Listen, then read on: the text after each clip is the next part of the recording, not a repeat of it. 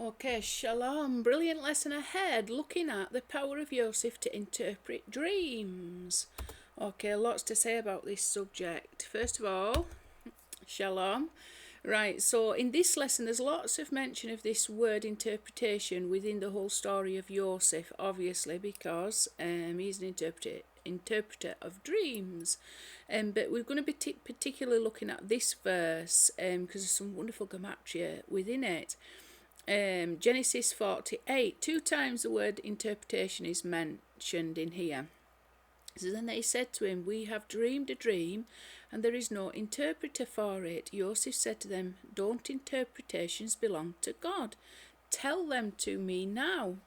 Okay, so we've got, this is the one that we're going to be looking at today. Don't interpretations belong to God? Really powerful gematria, some very incredible connections here.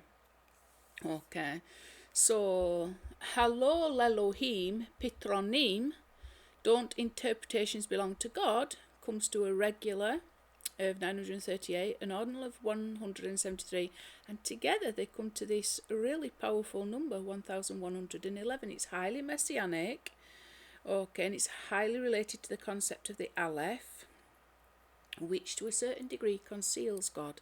And we've got to take that concealment and transform it into a revelation. So sometimes even our dreams, they can conceal meaning, and we've got to be able to interpret the meaning in a very good way, in a positive way that's going to reveal God, as opposed to in a way that could further conceal him.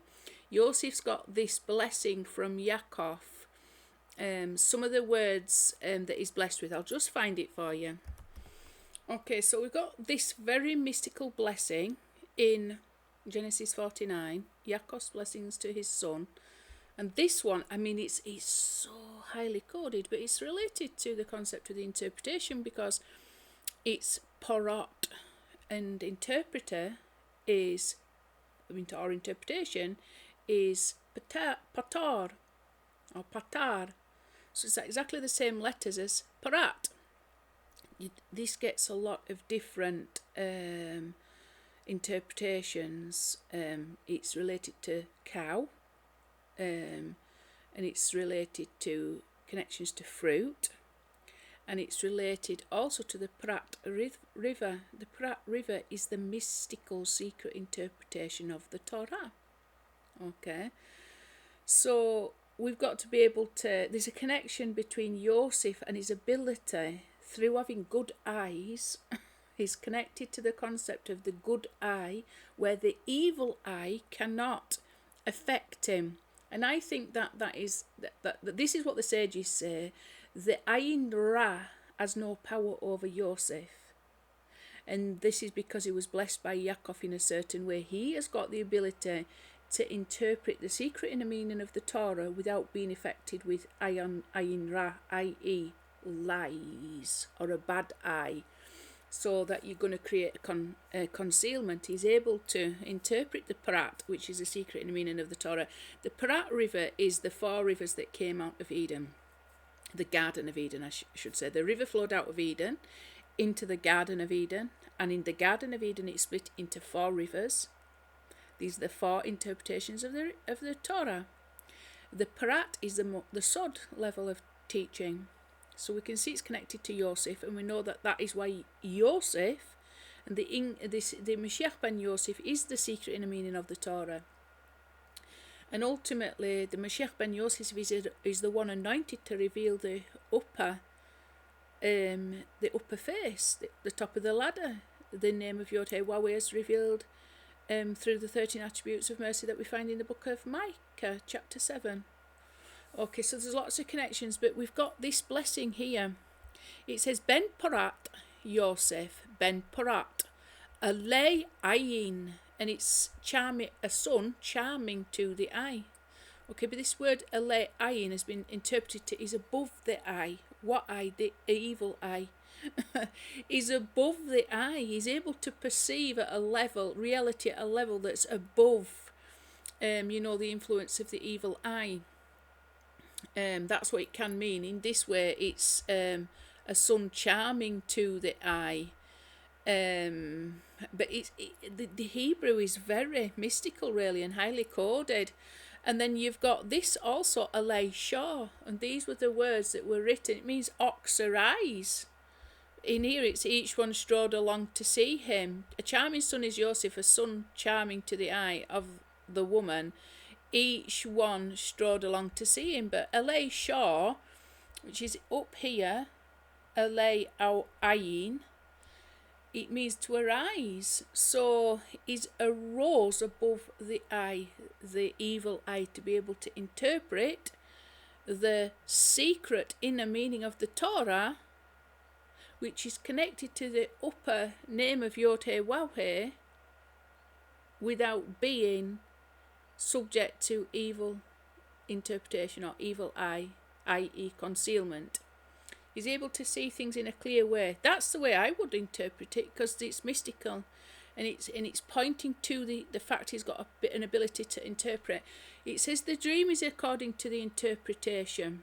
So we have to interpret the entire of this reality in a good way, because really we are like dreamers, because we're not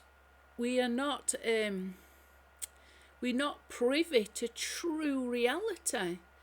We everything's veiled. True reality is veiled because we're too imperfect to be able to perceive true reality.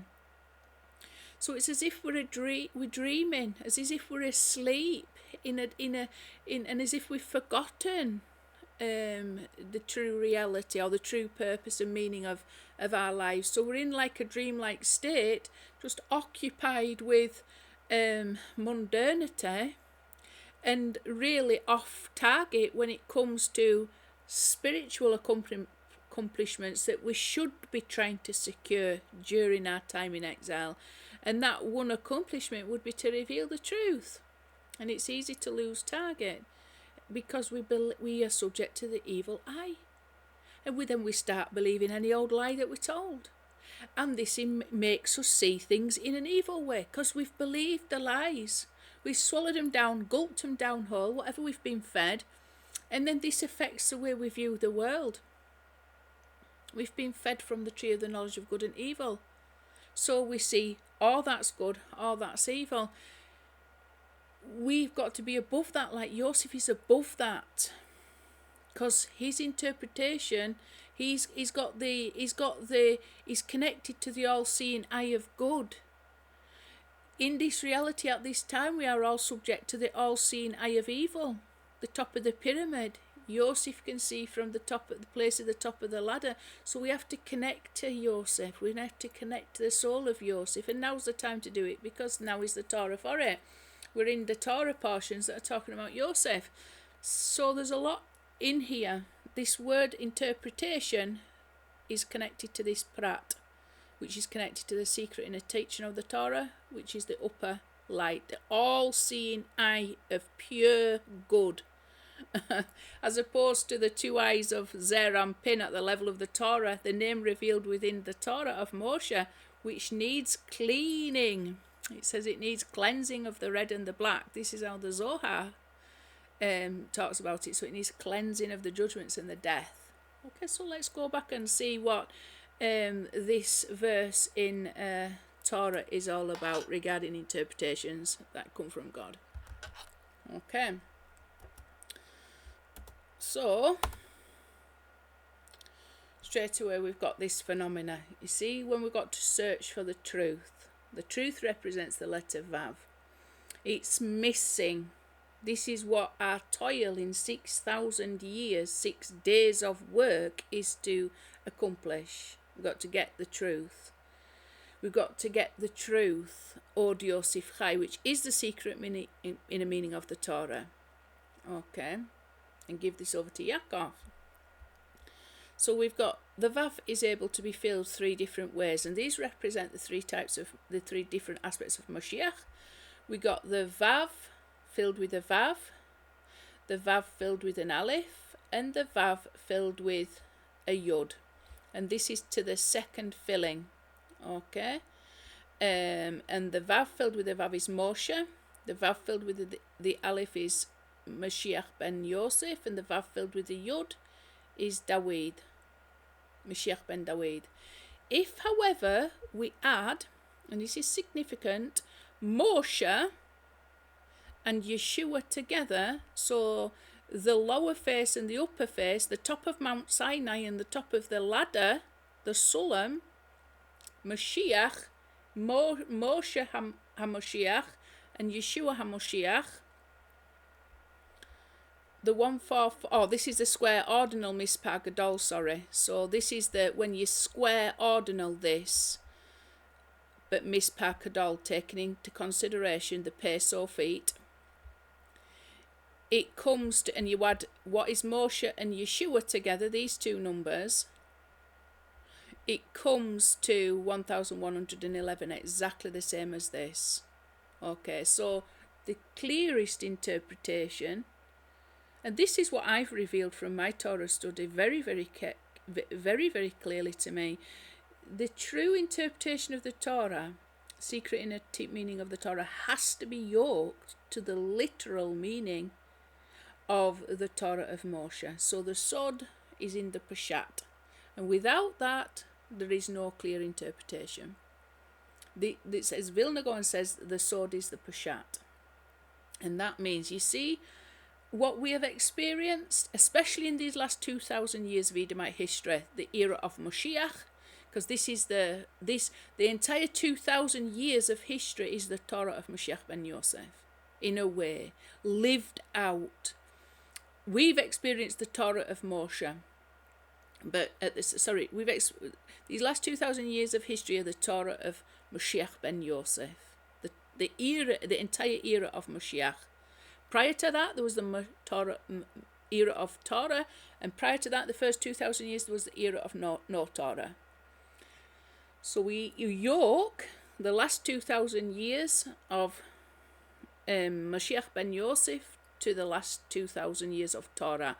And the whole concept of Mashiach ben Yosef is yoked to the Torah of Moshe, because the way that Yod-Heh-Waw-Heh has been fulfilling the work of Mashiach ben Yosef is in exact accordance to the Torah of Moshe. So things like the entire story of Yosef, you can see that absolutely in the big, filled out by Yod-Heh-Waw-Heh in real life throughout these 2,000 years. The whole exile of Mashiach ben Yosef, the one anointed to reveal the upper face, exiled into Rome, like Yosef was exiled into Rome. And the whole dressing up in the false gods of exile, in the false gods of Egypt, in the false Roman Catholic gods, or the Greco-Roman gods, Zeus, Jupiter, Mithras, it just goes on, and including all the Egyptians, god Osiris, Isis, it all goes on.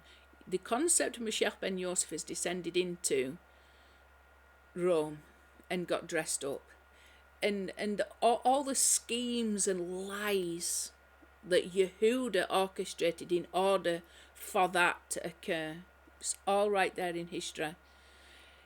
It's everything that we see in this reality can be traced to Yod-Heh-Waw-Heh fulfilling his Torah of Moshe perfectly. So you need to bring them both together. The reality of this light, this upper light descending into Rome, and the impact that has, and everybody's free will choices to deal with that reality, is really been Yod-Heh-Waw-Heh fulfilling his Torah utterly perfectly. And that's what will reveal the utter perfection of the sovereignty and oneness of God, and the oneness of his name, and the absolute truth. Moshe is true and his Torah is true. Why do we know that? Because God himself has fulfilled the Torah of Moshe perfectly throughout an entire 2,000 years of history, absolutely perfectly, in order to gather in the lost of the house of Yosef. Everything about it, to the jot and the tittle.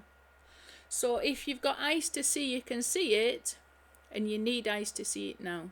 So we need to start to interpret this reality in accordance with that truth, and then we can understand every last detail of the entire of reality is Yod He Wawi fulfilling his Torah. Okay? The Torah of Moshe. So, we got these two. We need to yoke them together. The upper face and the lower face need yoking together. And we can see when we do, don't interpretations belong to God? Then we're going to get the sort of interpretation of reality that we need in order to be set free. You know, the truth shall set us free.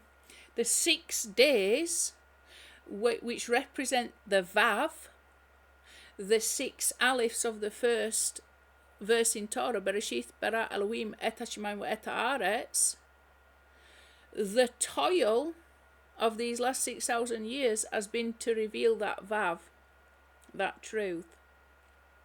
Okay? And that's our 6 days complete. So we have to have the truthful, clear, good interpretation, because everything in reality is a part of Yod He Wawi revealing his name, which is only good. And if we cannot interpret reality in accordance with his good reality, his good name, we've not got the right interpretation. And the truth shall set us free from this toil. We'll enter into Shabbat, because we've earned it. It's not easy to reveal the truth. It's not easy to get to a place where the truth can be revealed. You know, this has been 6,000 years of hard work. And now we're so close to the end, we can now figure it out. It's just we're simply here at the end. There's nothing particularly special about it other than this is the time. Okay, so this is quite important as well. The key of the house of David, as we can see, is equal to all those Vavs. So we need the truth regarding the concept of Moshe, the Torah of Moshe, the Torah of Mashiach ben Yosef, the secret inner meaning of the Torah, and the Torah of Mashiach ben Dawid, which is the unity of these two together. Okay. And we can see that is the key to the house of David. Okay. On his shoulders. And this is all connected to the concept also of Yosef, because he was buried in Shechem, and that was his one portion extra, Shechem Echad. Oh, just wait a minute, I think. Okay, so this comes from this verse here, and as we can see, even Isaiah 22:22 is double 11:11, isn't it? 1111. And I will give the house of the key of David on his shoulder, and he shall open, and no one shall close, and he shall close, and no one shall open. So we want to get to this place where the house of David is established. The house of prayer for all peoples, all nations. And then we've got this phenomena. I have to let me maybe bring up the next one. Okay, so this I need to bring it up as well. So we've got this concept, the luminaries. Okay, so this is the rectified spelling of the luminaries that you find in Torah when it's talking about the sun and the moon, that are really Yosef, ben Yosef and ben Mashiach ben Yosef, Mashiach ben Dawid. It's spelt defective, however. It doesn't have this vav, and it doesn't have this vav written in it. So the word moroth is spelt, and that word means curse. So the luminaries, the concept of the Mashiach, which is the concept of the sun and the moon, it's as if it's cursed. It's for us to reveal the truth, that the concept of the Mashiach is perfect, Moshe is perfect, and his Torah is perfect. It's true, and his Torah is true, Moshe is true. The concept of the Mashiach is a true concept. It's a perfect concept. This goes back to things I've said a lot. The reason why nobody knows where Moshe is buried is because a person is buried in his defect. Moshe is not defective. The concept of Moshe, the concept of Mashiach is perfect. Okay? It says he's buried in the belly of the serpent. And it's for us to reveal the truth of the perfection of the concept of the Mashiach and the perfection of the Torah of the Mashiach, the Torah of Moshe. It's us for to reveal that truth. That's our work. The Mashiach was the anointed one, but it's for us to wrestle to find the perfection in that, because that anointment, that anointed revelation descended into Rome, and with Moshe it descended into Erev Rav. These are powerful forces of the other side. We've got to wrestle with the illusion that they create in order to reveal the perfection of Moshe. We're at a time where this is able to happen. Also, this one is the same as the regular and ordinal for Nekmat, as in Nekmat Dam, the revenge of the blood with the righteous. Okay, I've talked about this a lot. People who are carriers of the torch, of the lights, if you like, the lamps of the Mashiach, of Mashiach Moshe and Mashiach Yeshua, the like lamps that have had to keep that revelation burning despite it descending into Erev Rav and despite it descending into Rome, and they've got to keep that illumination going in a world that is completely wicked. It came into a world that was completely pagan, completely uncharted territory. And, through the power of Mashiach ben Yosef descending into Rome, it then got garbed up in Rome. And, there's a phrase, I remember somebody I met when I was still going to the church, has said to me, one of the phrases the father said, the father was a very, very busy doctor, Scottish doctor, very, very busy man. And he always used to say to his daughter, if you want something doing, ask a busy person. The Romans were busy doing everything. They were busy building empires, they were busy building roads, they were busy building and dominating and subduing physical reality, and creating communication networks, creating trade networks, developing technology.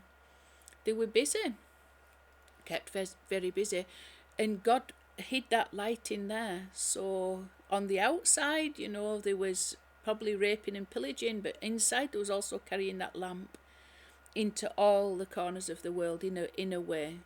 Okay, and as they went along delivering this light into very pagan, very resistant territories, they were slaughtered. The Christians were slaughtered en masse. And even with each other, the Catholics and the Protestants, it's just been one long spilling of blood. For 2,000 years, it's been a very bloody history a lot of the time, but not all of the time. But there must become some point where there's revenge for that blood that's spilt. And even for the Jewish people as well, that's just Christians. They're going into all these, literally tribes, they're going into places like the Amazon and getting eaten by cannibals. There's all kinds of horror stories of martyrs and things like that. Going into China, with the gospel, the good news, trying to convert. Going into now, even, they go into Iran now. I don't know whether you're aware of this, but the biggest growing church, if you like, or the biggest growing, it is church, belief in the upper light, even though it's still garbed in Roman Catholicism, the gospel is still going into the uncharted territories of this world. They're literally people going into Iran, knowing you can get imprisoned, and what's happening in Iran, a massive growth in Christian belief. Why? Because in Iran there's a lot of the church, there's a lot of the lost house of Israel. For definite, this light has come for them. They're trapped in this extreme Muslim regime. But they belong to the house of Israel. We know that because the house of Israel was exiled there. And even a lot from the house of Yehuda. And these people are going in and risking their lives to spread the gospel in that, and they are being successful. This is like a big problem. I think it's like now 10% of the entire population of Iran. Iran is massive. There's millions of people there.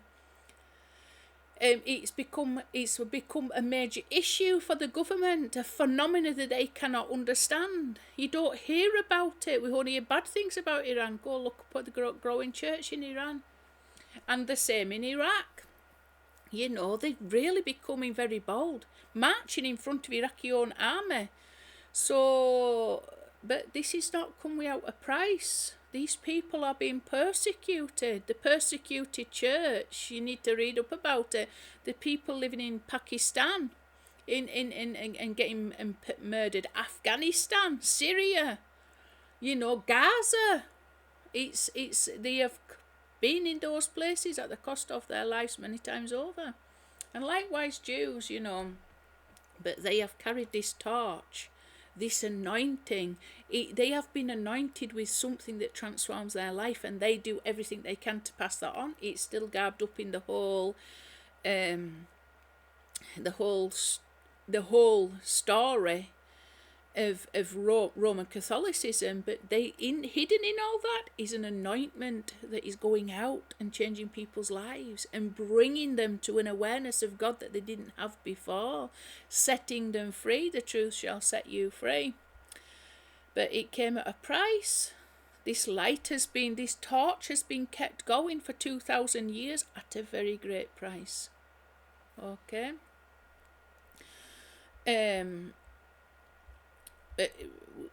When we see that revenge for the blood that was spilt, for the sake of the name of Yod-Heh-Waw-Heh to be revealed in this world, and for the sake of that light, that torch, that anointing to keep alight, when we finally see the true revenge for that, and hope, I always pray this, I say, please, in a good way. You know, please let the revenge of blood be in a good way. You know, this spilt blood of the martyrs. Let it be avenged in a good way, i.e.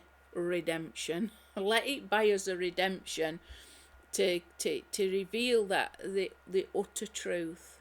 You know, sometimes in fact on 11/11, you know, is the armistice day, isn't it?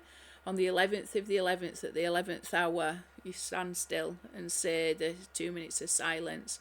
And there's times when I've been really so trying to connect to that time of silence, because even to a certain degree, all the spilt blood of these wars that are somehow the consequence of this light of Yosef descending, this upper light descending into Rome, and the lies and the trickery of this Western bloodthirsty mindset. You know, people went to war not knowing they were just making certain people rich, and they were getting played like pawns. And I always say, you know, I've meditated and I've thought, may this blood that was spilt be avenged in a good way.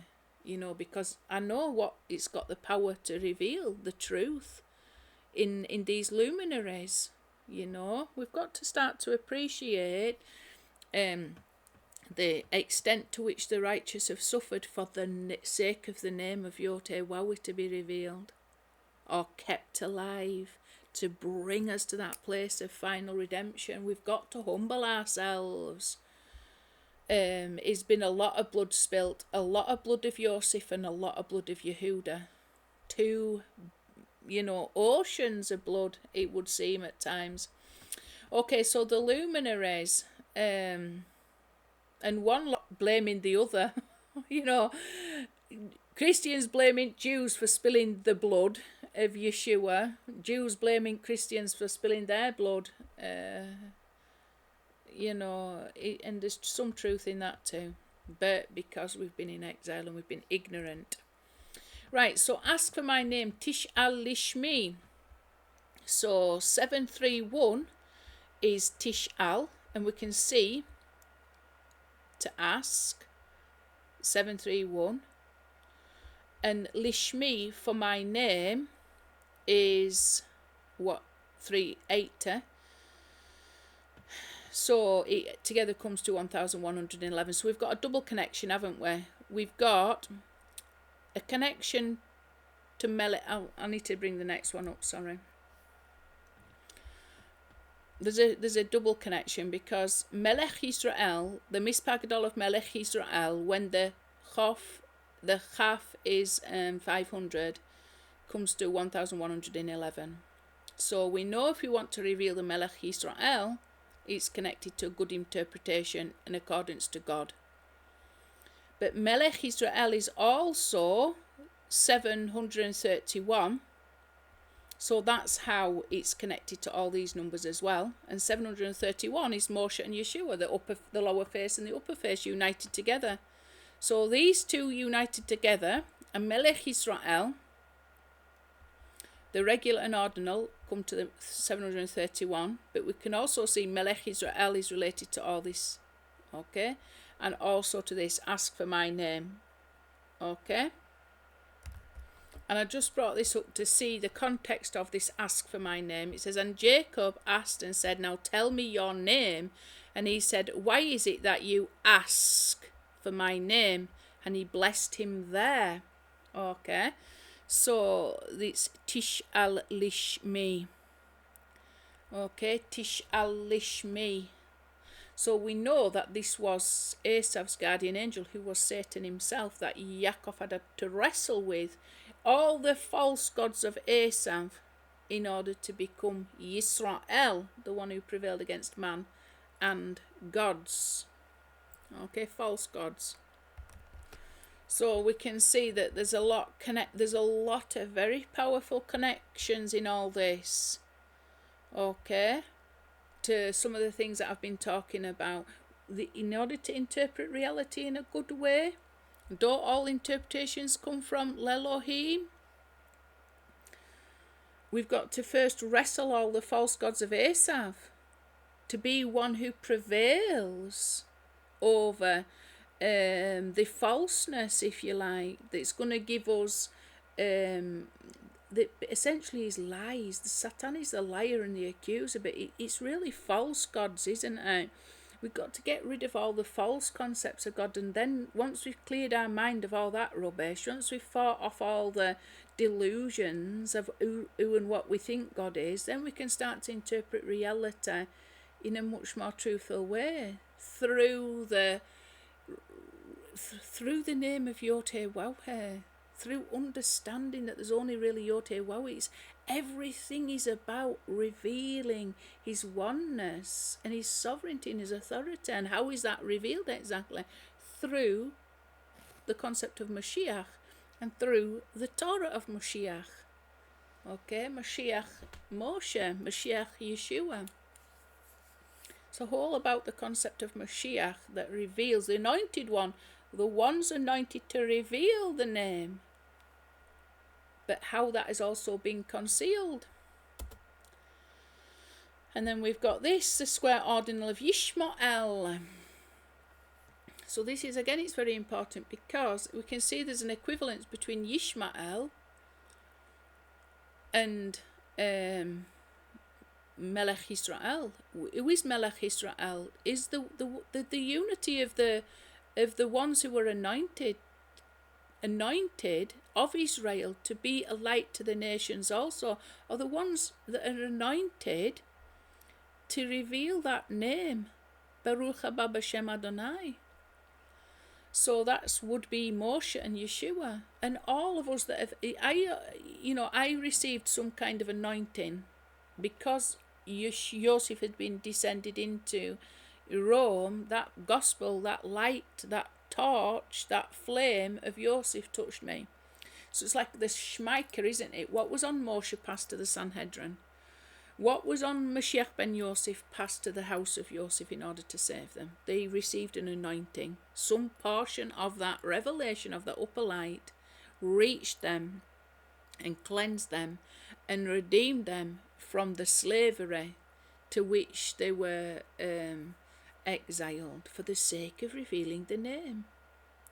So I'm somebody who experienced that. My soul was illuminated with the soul of Yeshua. That I did not know at the time. I just went along with whatever Roman Catholicism were telling me about this whole experience. I've had to relearn the truth of that. I've had to divest it from all those lies and attach it back to the Torah of Moshe and try to understand that. But I received some sort of anointing, some revelation, some illumination, some emanation of a divine reality, i.e., a revelation of the name of Yod-Heh-Wawi, or the 13 attributes of mercy at the level of Keter. That's what touched my life. How that came about, I've spoke about this often. I don't believe the story that we're told in the Gospels. I believe that it was through Shimon ben Hillel, one who was already anointed at the level of Moshe, who received a higher elevation, up to the level of the Yechidah, who became like Yitzchak and then was exiled into Rome. Through very, in a very concealed way, garbed up with the gods of Rome. We've got to wrestle with those gods of Rome to reveal the truth. Okay? So, Yishmael. Okay, I've spoke about this often as well. Yishmael represents the concept of Mashiach that has descended into the Arab-dominated lands, or what would become Arab or Yishmaelite-dominated lands, in order to also gather in the lost of the house of Yosef and subdue the nations to a place of shalom. Okay, primarily for the sake of the house of Yosef that was lost in Arab lands, but not primarily, sorry. It's come for the lost of the house of Yosef in Yishmaelite lands, but the main mission has been to subdue the nations to a place of shalom. Primarily, Yeshua has come for the lost of the house of Yosef, only for the lost of the house of Yosef. This is why we're in a difficult situation at this time, and I think this is why there's a lot of trouble from Hamas, because Hamas are really like Amalekites, but they're also like zealots. Islam was founded by the zealots of the believers of Yeshua, the Essenes, the Ebionites. They were very,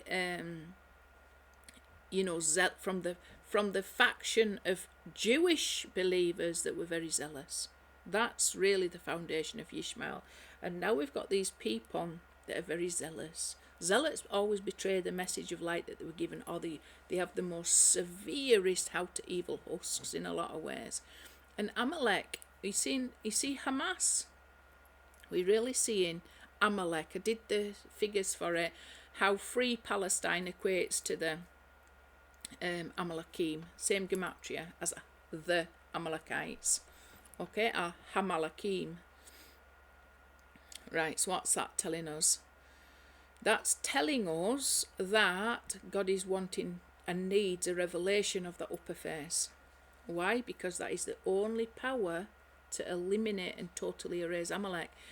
The revelation of his name within the Torah has no power to Yaakov, what represents Yaakov, Moshe, has no power. They can't extend, it cannot erase that level of stain on somebody's soul. And we can either bomb them to death, and that could prove to be very difficult because we've got to make judgments that might not be necessarily true. I mean, you just got to deal with him on different levels. You got to deal with him physically and spiritually. So really, physically, Israel is doing whatever it needs to do in order to protect the Jewish people. Okay, but from a spiritual point of view, how do you erase Amalek? How do you erase that level of hate for the sake of hate against Jews? How do you erase that from somebody's soul? How do you cleanse completely of that level of stain? The upper face has got the power to cleanse. So it would seem to me we need that revelation now. Why? Because we're facing levels of Amalek that are unprecedented. Literally a flood of Amalekite spirit. And the only power that has got the ability to completely subdue that level of hate and transform a person from that into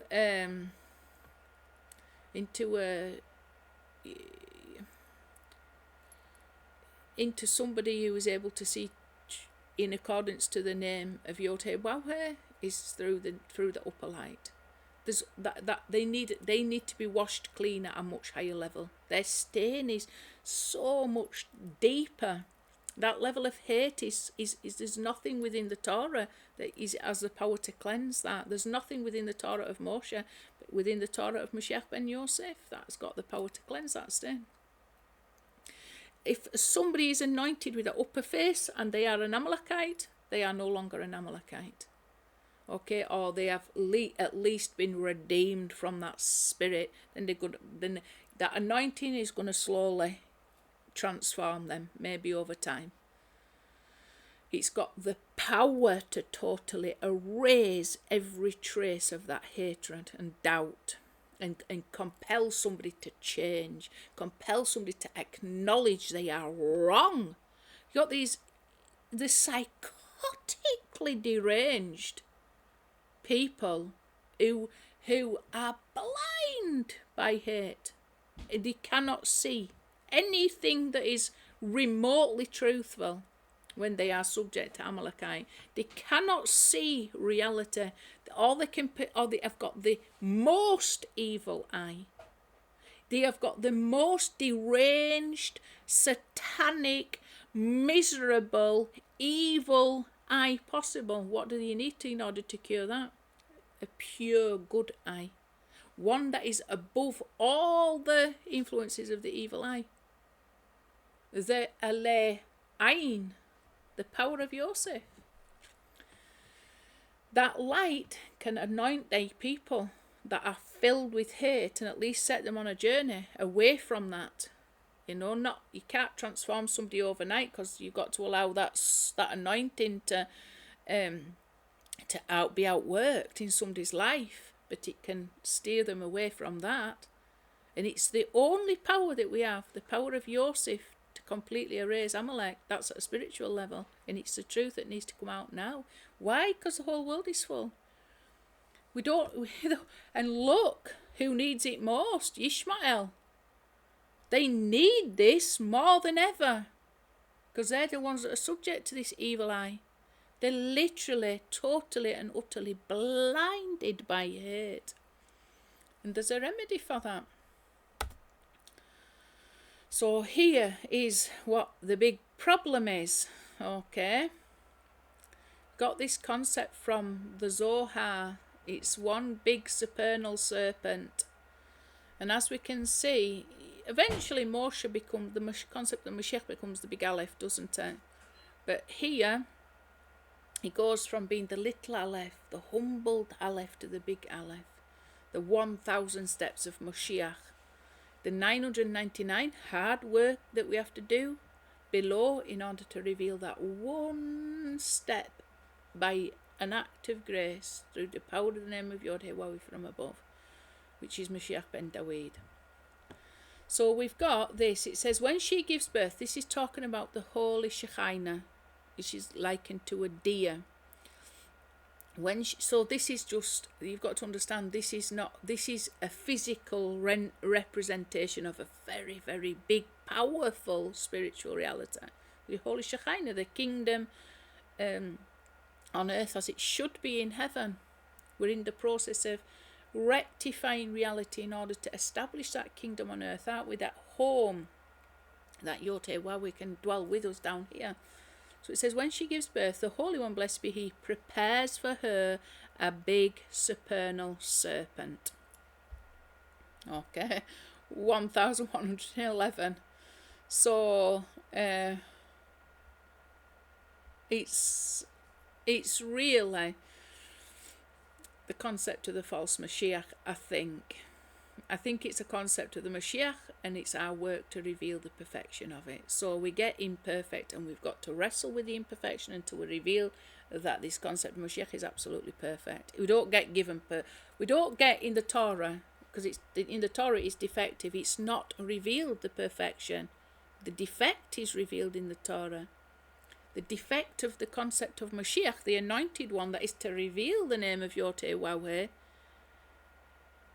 is for us to rectify. We've got to rectify that defect by revealing the truth and the perfection, and through that the perfection of the name of Yahweh in his complete authority and sovereignty. So we get given the serpent, we've got to transform that somehow into the Mashiach. So it prepares for a big supernal serpent, it bites that place and she delivers. That is the meaning of I will greatly multiply the pain of your childbearing. Because she shudders daily and is saddened by the deeds of the world, in sorrow you bring forth children. This sorrow is the secret of the serpent, which saddens the face of the people. For it brought death to them by the temptation of the tree of the knowledge of good and evil, and she needs him to open the opening so she can deliver. The way that I look at that is the whole concept, like Moshe is buried in the belly of the serpent. Okay, that's what the sages say, that's what Zohar says, the Gachon, which is really the Gihon river. It tells you in Zohar that Gachon, the belly, is connected to Gihon. Gihon is the Remez. The perfection of Moshe is revealed through Gematria. Okay, so we can use an aspect of the serpent, i.e. the tree of knowledge, or the defective concept of the Mashiach that is in the Torah, against itself. In order to birth the true Mashiach, we got to use the snake. The very defect that we have been given to toil and wrestle for it, to reveal the perfection that will then bring forth the true concept of Mashiach. So you're really using the serpent against itself. Or the concept of from the concept of the false Mashiach, you're giving birth to the concept of the true Mashiach. And that's primarily, as far as I can see, it's with all the hints, or the remez is pointing towards the Gematria with the power to do that. The interpretation of the Torah on a Gematria and through Gematria helps to reveal the perfection of the concept of Mashiach, and then the perfection of and oneness and sovereignty and authority of the name of Yahweh. So he prepared the defect for the purpose of giving birth to the perfection, or for the tree of knowledge to be used to reveal the tree of life. The concealment becomes the revelation. Okay, but it takes work to do. We didn't get given the truth, we got given the lie. We didn't get given a true concept of Yahweh, we got given a mixture. We just didn't get the whole truth. We got some of the truth, but not the whole truth. We got some of the truth, but some partial truth is basically a curse until we get the whole truth. But it takes these 6,000 years of hard work for all humanity in order to rectify that defect. Okay? And to deliver the true concept of the Mashiach. Going back to this, however, had chivya ila'a rav. It's not the whole of this word, because the actual word is rav rava. But it's definitely connected to the whole concept of the Erev Rav. This big serpent is really the Erev Rav, the Erev Rav influence. It's the exilic influence and the power of the other side that the truth has been exiled into. Okay, that takes a long time to reveal that truth. But like I say, we've got to use the lie against itself to give birth to the true Mashiach.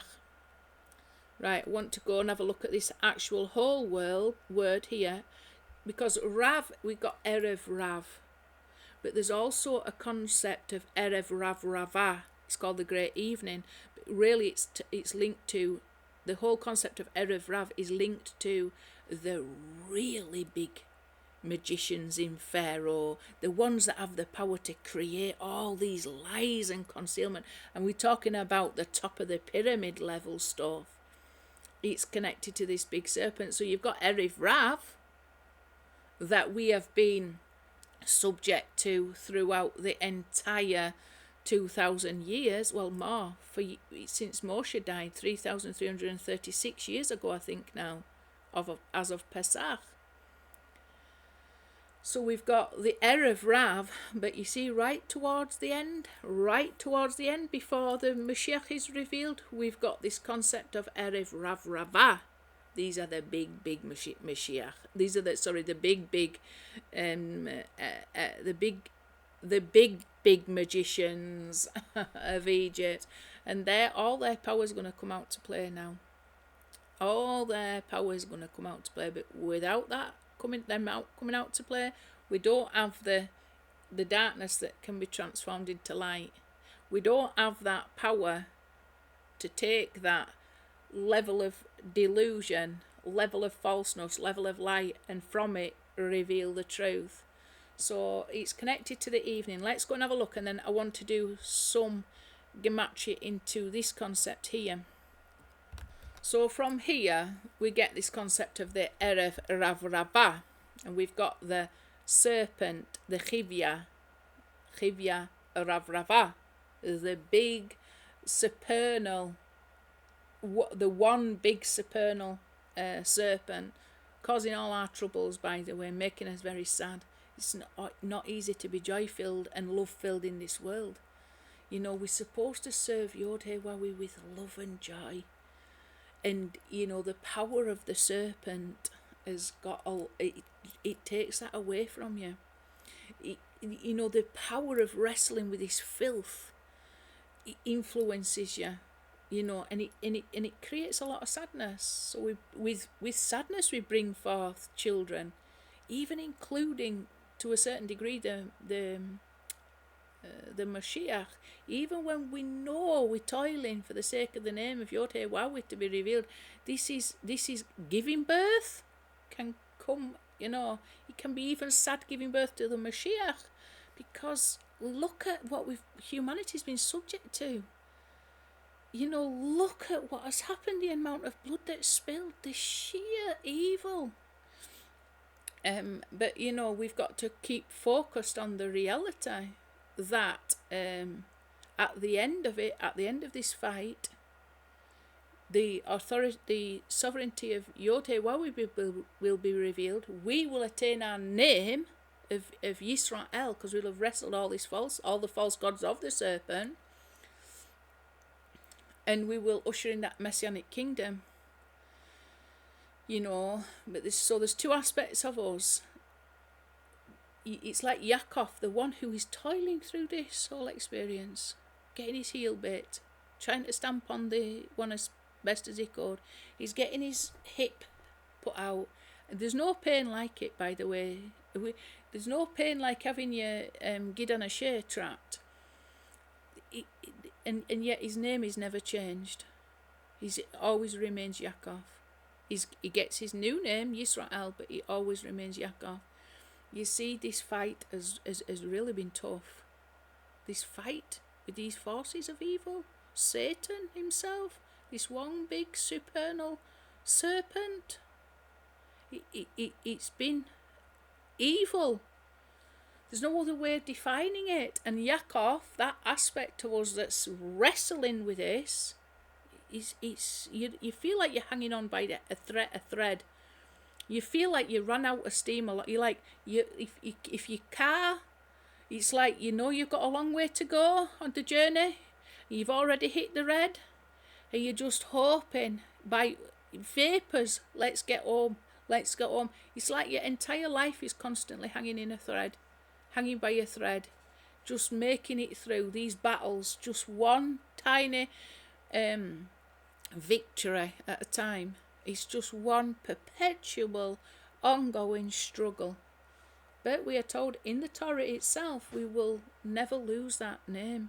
Even when we become Yisrael, we are still given, we're still called Yaakov.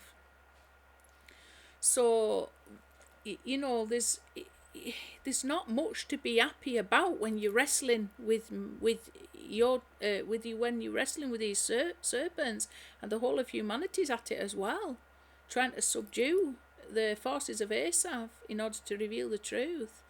But we will get there. We will become Israel, and we will have the opportunity to be free from that cycle of struggle. But we will never, ever after give up that experience. We'll never after, like Abraham's name is, once he gets the change of name, he's never called Avram again, whereas Yaakov is. So these are difficult times. We're still at the level of Yaakov. We're still struggling through the night of exile until we get to the dawn, where we are blessed by Satan himself with our name, Yisrael, and all that affords us in the Millennium Kingdom. We've got a lot to keep going for, but you feel like you're hanging on by a thread. Life is like some sort of vapour. It's just a constant battle. And there's not much to be happy about at times.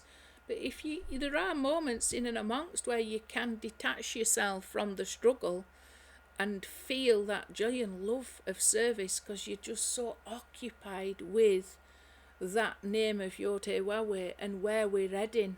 And you're almost, it's like this too shall be good, or like what Yosef said, or what you did for evil God meant for good. You're somehow already there. You can time travel if you've got Yod-Heh-Wah-Weh before you, because you just know that it's all going to be good. Your knowledge of God is such that you can nullify the bitterness of this present reality that we've got to deal with. Okay, but we needed to be on guard. We still needed to be on guard because we still got the battles that we're facing. We can't be like naive when we've got Hamas to deal with. And that needs dealing with in more than one way, like I said. So here it says, the magicians, the Zohar's mystical reading, the 13th century mystical work, the Zohar. Okay, so I don't necessarily believe that, but this is from this particular website. A very good website, by the way, which blames many evils on the intermixing of Israelites with the error of Rav, argues that the term cannot refer to mass people who join the Israelites, but instead refers to the specific shift of Egyptian magicians who worked from midday to early afternoon, which is called the Great Evening. Okay, so these come into play just before the sunset that leads to the 7th millennium, isn't it? These magicians have a change of heart. So in another aspect of the Zohar, book 2, page 191a, they tried at first to stand against the Holy One's wonders. Once they saw the miracles and wonders that Moshe performed in Egypt, they turned to join Moshe. The Holy One said to Moshe, "Don't accept them." Moshe said, "Master of the world, now that they have seen your power, they wish to convert.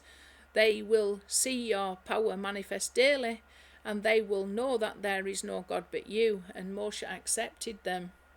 Okay, we're going to reach a place where Moshe, doing that because he was perfect, made the right decision.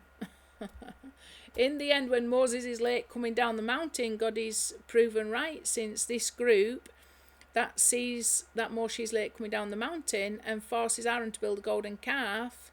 In explaining the Zohar passage, Gerald Arnoff writes that these Egyptians never truly joined the Israelites, and further that they were a source of trouble during the years of the wandering in the wilderness. He explains that the message of the Zohar is that not all evil can be turned good. Okay, so that's one man's interpretation of it. However, in this world, what we are witnessing is the perfection of Moshe, and that Moshe is true and the Torah is true. Because Yod-Heh-Wah, with the power of the name of Yod-Heh-Wah, is validating that experience. And okay, so there's difference of opinions from different sages, but what I wanted to point out was this word Rav Ravah is connected to the concept of the Erev Rav. So when I just used the Rav of the one supernal serpent, it's connected to the concept of the Erev Rav, but this Erev Rav Ravah is a whole other level of magic that we're going to have to face right at the end, like what we're seeing now. All the forces, they don't even hide anything anymore. They're so arrogant, it's all spilling out. They're using all the tools in the toolbox, aren't they, to try whatever evil they've left to use against humanity, and to try and put out this light that we have been carrying for 2,000 years. The light of Moshe and the light of Mashiach ben Yosef. It's all going out to play now. Right, let's go back and have a look at some gematria of the whole phrase, the Rav Ravah. Okay, so let's just get rid of that now. Let's just look at some more interesting gematria regarding this 1111. So when he knows to reject bad and choose good, the good is missing, however, from this. So we just know that it's good. You've got to first of all learn how to reject bad. One thing that we've got to understand is that when we're in a state of immaturity, we don't know how to reject bad and choose good. And you see this all the time with the Jewish people. I've got friends who are Jewish people on Facebook, and they are defending Hamas. They're defending Gazans. They are blaming Israel for what is going on. They have no way to reject bad and choose good. They've no ability. They see the propaganda from Gazans. That are literally, this is what is happening in Gaza.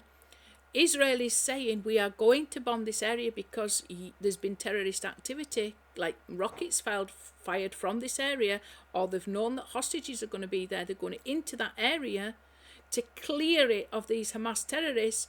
They're sending leaflets, they're sending texts, they're using every single type of communication to get the Gazans out. So you tell me why children were dying in those areas. Why is there dead children in those areas? That was warned every way possible. Because the parents are Hamas terrorists who don't care about life. They want the children to die. They want the children to die because they worship Satan.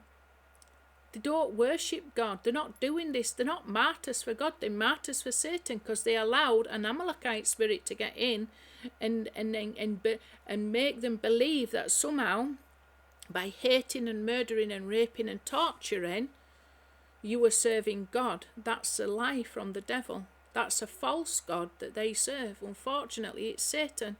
They believe they're serving God. Don't matter what they believe. It's not God they're serving. When they keep killing the children like that, they're literally Satanists. They don't know it because they haven't got the power of discernment. They have been fooled by the false god of Esav. They've been fooled because they've not done inner work to work upon themselves. If you don't do inner work, the whole world is evil. If you don't correct yourself, you will see your evil mirrored back at you everywhere you look. So the fact that these children died where there was Hamas terrorists, I am sorry they worshipped Satan. I am sorry that they have not been taught the truth. I am sorry this good news has not reached them yet. Okay? And I am sorry that even though they are supposedly Muslims, they have fallen prey to the lies that are inherent in all religions to such a degree that they're actually worshipping Satan by sacrificing their own children. And then all the lies that they promote to make Israel look bad. They're literally wandering around the streets with dead babies in their hands. It's repulsive. They've no discernment. They are so blinded by hate. They are so deluded by hate or whatever, the thought of money, whatever, the lust for killing Jews. I don't know what the motivation is. I know it's evil. But you see, when Jews are looking at these babies getting paraded around, they're not asking any questions. Just Israel is bad and should stop. There should be a ceasefire. They're literally asking for mercy. We should be merciful. Merciful for what? People who worship Satan. How are we going to bring an end to these people who want to kill good people endlessly? I am sorry about this situation. I wouldn't want to deal with a physical reality. I've no capacity to deal with that. But spiritually, I know the remedy. The need the name of Yahweh as revealed at the upper face, because without that, these people aren't going to change. Without the truth, they're not going to change. They're never going to see unless somebody opens their eyes with the truth. They need the truth. The truth shall set them free from this, because they're killing their own babies into giving it over to Satan, because it's not God they're serving. It's not even Allah that they're serving. It's not the message of Muhammad that they're serving. Or perhaps it is. Everything gets garbed up in some truth, some lies. And unfortunately, they've swallowed down all the lies, and that's what's fermented within them and led them to this level of chaos and destruction that they find themselves in now. And then they're trying to get the entire whole world to believe their lies. And the whole world is falling for it.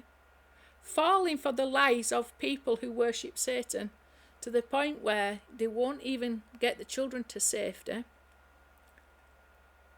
And then when the children do die, the other day, I've seen a video of a Palestinian boy. The father obviously held them hostage. The father and the uncle held the kids hostage. The father got killed and just left a couple of the children screaming outside, crying. These are the images that get sent out. Why did that father not take his children to safety? They was warned what would happen. They was told specifically by Israel what's going to happen, where it's going to happen. We're going to extensively bomb this area. The soldiers are moving in, clear out. They don't. They're stubborn to worship the God of suffering and sacrifice, which is Satan. It's a false concept of God. They need to be taught the truth. Truth shall set them free. But everybody then believes. They believe these lies, and they believe the propaganda. I'm not saying that they aren't suffering, but they chose to suffer because they really think that this is somehow glorious. This is giving glory to God. The truth is what gives glory to God, and only the truth. There's nothing else other than the truth that can bring glory to God. No lie can bring glory to God, however much you try. It only conceals him. There's nothing glorious about dying for a lie. Not when you had the opportunity to access the truth and you didn't. And we all know the difference between right and wrong, by the way. We all know the difference between right and wrong. None of us got an excuse. Sometimes we have to wrestle with it, fair enough. It comes at us in such a way that we've got vulnerabilities to accepting a lie. It plays on our ego and feeds our ego and fuels our ego. Okay? And it's a struggle to get that influence out. But deep down, we know the difference between right and wrong. Okay? We can brainwash ourselves for so long. You can't brainwash yourself forever. You know, you can kid people some of the time, you can't kid them all the time. Anyway, this is a fascinating number, 1111. When he knows to reject bad and choose good. This is actually the one who knows how to reject bad and choose good. I'm coming at it the wrong way. Anyway, I'm glad I've said what I've said now. Moshiach knows how to reject bad and choose good. Connect to the light. What is this Moshiach in this world? It's a revelation of the name of Yahweh through the anointed ones. Connect to Yahweh. You'll know if you connect to that name through the anointed ones and through their message and Torah. Essentially, it be found imitating the name of Yahweh with thought, word and deed. You'll soon know what Mashiach is. You'll soon understand the light of Mashiach and force yourself to do it.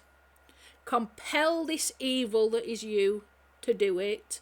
Subdue the evil to imitate his name. You'll know what Mashiach is. You'll know what it is to be anointed in this world. If you don't, you won't know right from wrong. But you know this on a deeper level. Because you see what we are? Our soul is a spark of Mashiach.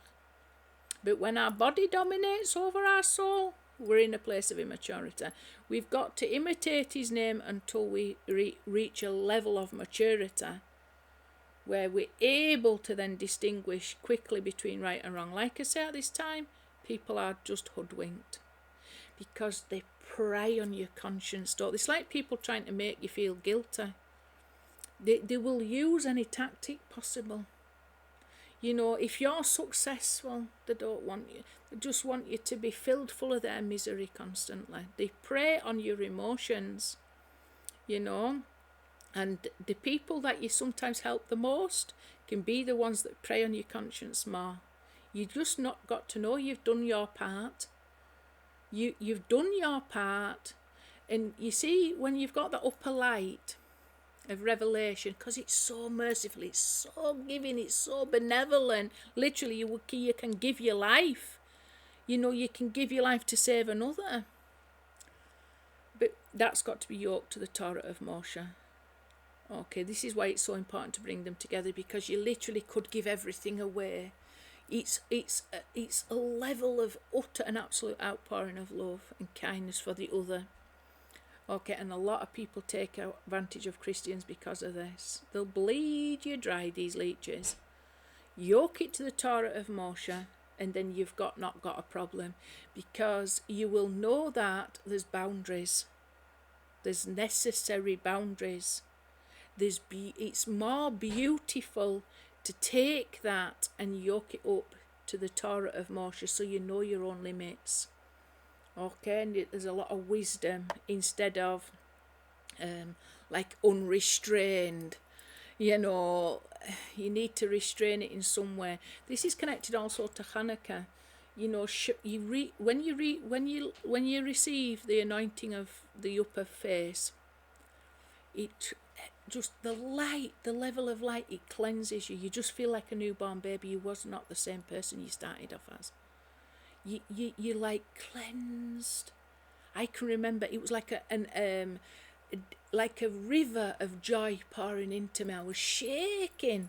I was literally this divine force of light and joy, and I was cleansed. I'd never felt as cleansed in all my life, and it was just this invisible. It was like a waterfall falling into my body, and like this, some spiritual phenomena. It was absolutely incredible. It was joy, all kinds of things, and then, you know, I just was aware of this sense of perfection. You know, that upper face, I knew I'd been shown mercy that I didn't deserve. I knew I'd been shown grace I didn't deserve. I knew I'd been shown kindness I didn't deserve. I knew I was loved and I wasn't truly deserving of it. It was just a big, gracious reality. There for the grace of God go I. I was glad of it. And it starts off like you think you could set the whole world on fire. It's so bright, it's so illuminating, it's so powerfully transforming. Your life can never go back to the same. But over time, you see, you're chomping away at the bit in this world of exile, and that light diminishes over time. It's like the Hanukkah of Shammai. You start off with the 8 lights lit for Shammai, and then each night it goes down till you've eventually got one. This is the Torah at the top. You got to come down the ladder to build the house of God. By the time you get to the bottom, you're on one light. One light left at the end of the exile, of the end of Hanukkah, whereas Hillel, Torah of Moshe, represents the Torah of Moshe, the halachic rulings that are in force now, according to the house of Hillel. What happens on the Hanukkah, the lights of the menorah, lit according to Hillel, is they increase every night, increase in holiness. And this is what happens when you connect and imitate the name of Yod-Heh-Waw is revealed in the letter of the Torah. You're increasing in holiness. So you got to yoke one to the other, you know, because both are revelations, messianic revelations of light. Okay, they need yoking to one another. Because if not, if you just got the light of Yeshua, it's going to diminish over time. But if you connect that to the light of Hillel, you're going to increase. The more you connect to the name of Yod-Heh-Waw, and the more you imitate his name within the letter of the Torah, the more that connection deepens over time. The more it convicts you of imitating his name in accordance to the letters of the Torah. Okay, And I noticed this when I lit both menorahs. You've always got 9 lights. Because on the first night for Shammai, you've got 8 and then 1 for Hillel. The second night, you've got 7 and 2, etc. It's always 9 lights. And 9 represents the letter Tet, which represents the Or HaGanuz, the hidden light, which is the soul of Mashiach. So you see, you want the true Mashiach revealed, you've got to have both. The upper face and the lower face. The top of the ladder, the bottom of the ladder. But we've got to reach the top of the ladder, attain that revelation, and then wrestle all the forces of the angels going up and down, all the forces. There's angels stopping you getting up, then there's angels wrestling you on the way down. You've got to come down to build the house of God. Got to come back down to earth. The ladder was from heaven to earth for a reason. You got to get, by grace, I was catapulted up to that, to receive that anointing. But then I've had to come down the ladder. That's been my problem. It's getting down the ladder, wrestling against the angels of exile on the ladder, hoping you don't fall off, and keeping that light going. But as you come down, the light diminishes. But I have a faint recollection of it somewhere in all this chaos of beating up these angels that are trying to hike you off the rungs of the ladder. Somehow you maintain. Somehow it's like a distant residue, I think what they call it. You remember, but you've got to force yourself to. It's something you can forget, because you've got to come down the ladder now, start to build up the house of God, keeping this torch going, this flame alive, this revelation of the name of Yod-Heh-Waw-Heh, this anointing. We're carrying an anointing for the sake of his name to be revealed. It's a battle. So 2 times 643, very important number, because Yosef made himself known to his brothers. 643. It's a very important number. May his memory and name be erased. This is what happened to Shimon ben Hillel. Yimach Shemo Zikro. Yeshu, the Yeshua, the top of the ladder became the Yeshu. May his name be erased in his memory. Nobody knows what it's like to come down that ladder. Only those who went to the top. We started at the top, and we're on our way down, and after 2,000 years of wrestling every force, is there one of us that's got that light of life? Yes, there is, because we've got the Hanukkah menorah to remind us that, yes, it gets lower and lower and lower, but it doesn't go out. Meanwhile, the Jews, I'm not being funny, the Jews, we're coming down the ladder, they're going up the mountain. They're going from they started at the bottom of the mountain, they accepted the Torah under the mountain, it says, and yet they'll get to the top. By the end of exile, it'll be at top of the mountain, face to face. We've been face to face. We've got to get to the bottom of the ladder. We're in reverse, house of Yosef. So our light diminishes, but it can't go fully out. It must diminish because there's less people of the house of Yosef that are lost. I don't know why it would be, but it's too bright, really, isn't it? It's too bright. It's such a bright light that you would literally burn out if it didn't slowly diminish.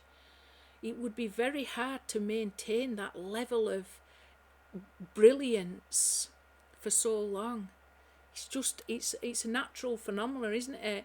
The more luminous something is, the greater the effort and energy required to keep that luminosity glowing.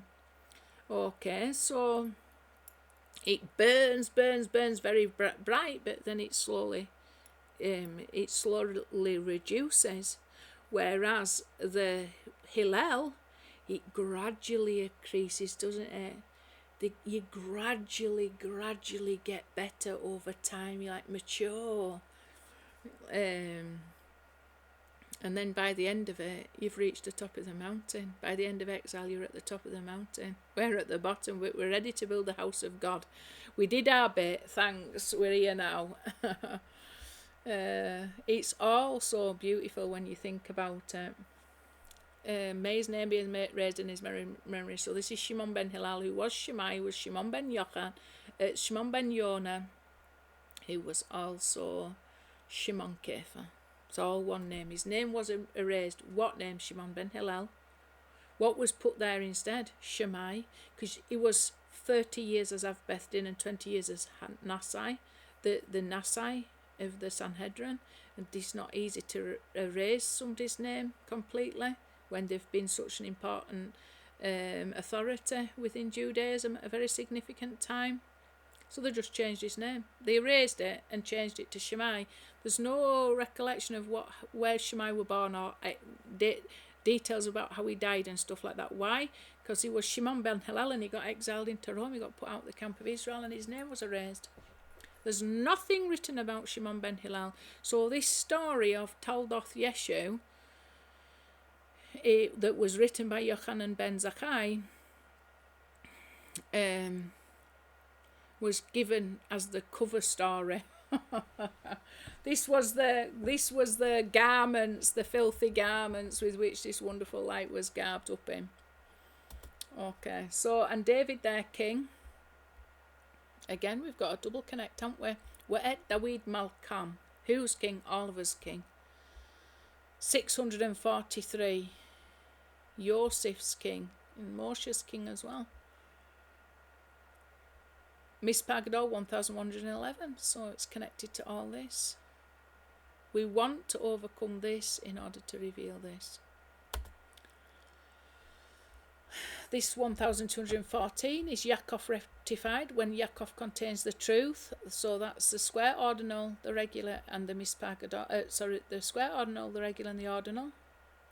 998. We just need one more footstep, don't we? Once Yaakov's got the truth, we've just got one more footstep to get to the 999, which is, and we can just add a Kalel, can't we? And it's 999 footsteps.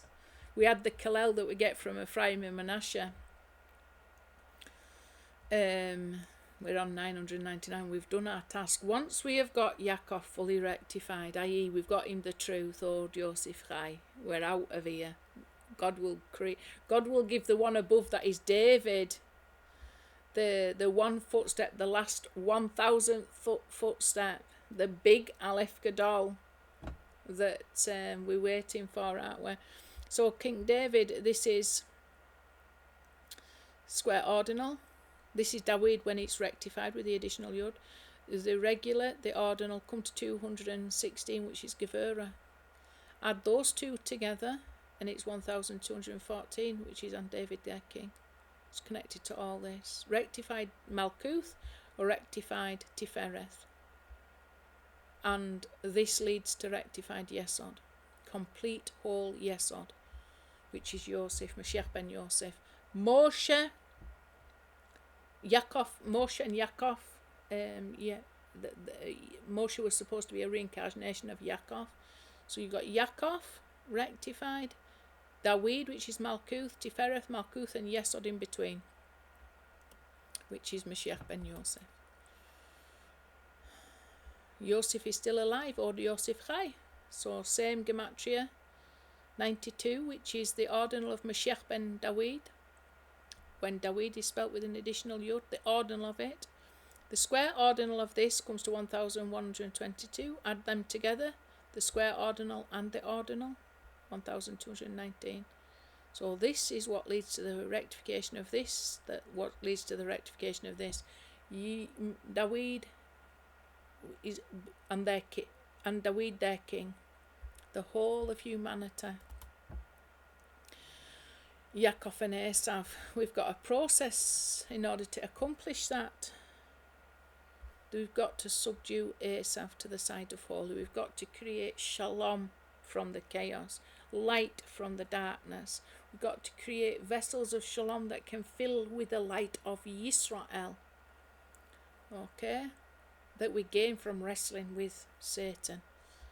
You see these people, these Gazans, these Arabs, they call themselves Palestinians, okay, so Palestinians want to call themselves that, I don't know why, but anyway, they need the truth, you know. Esav represents our imagination, what we're imagining God to be, how much do these people need delivering from the level of delusion into who they think God is right now?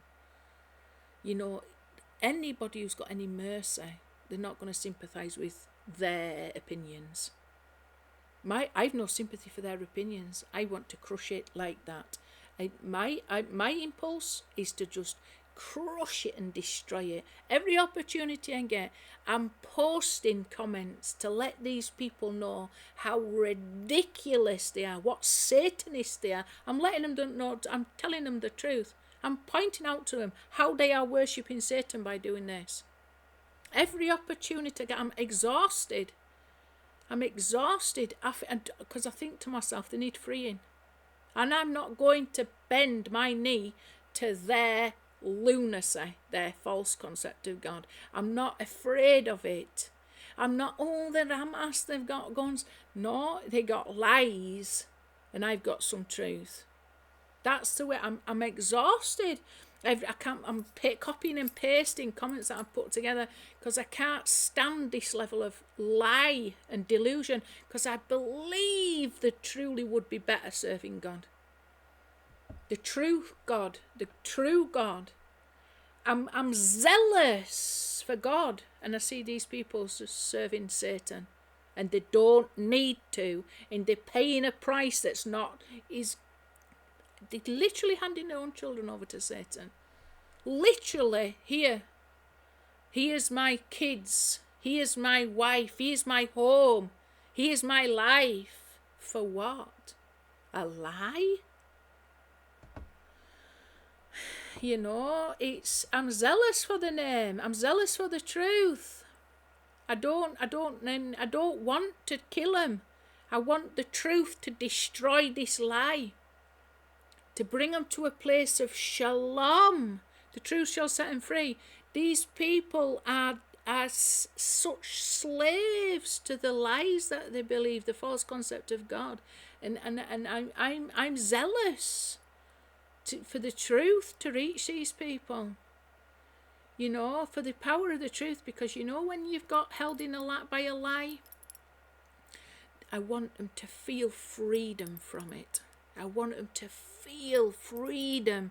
I want the truth to be so powerful to dominate over that lie, to transform a lie that has enslaved somebody to the extent where they're going to be blowing their own kids up.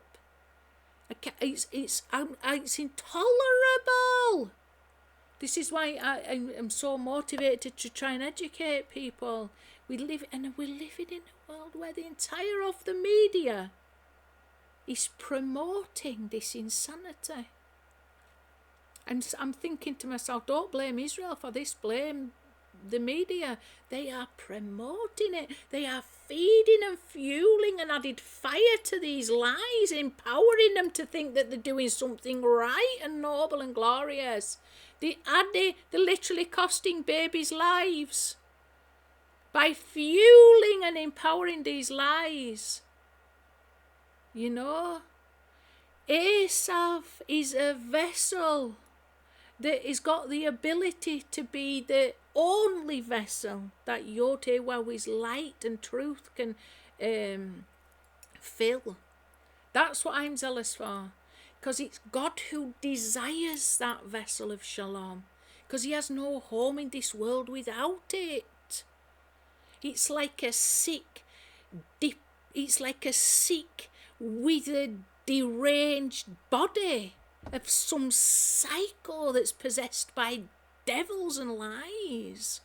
I mean, where could God have a home in that?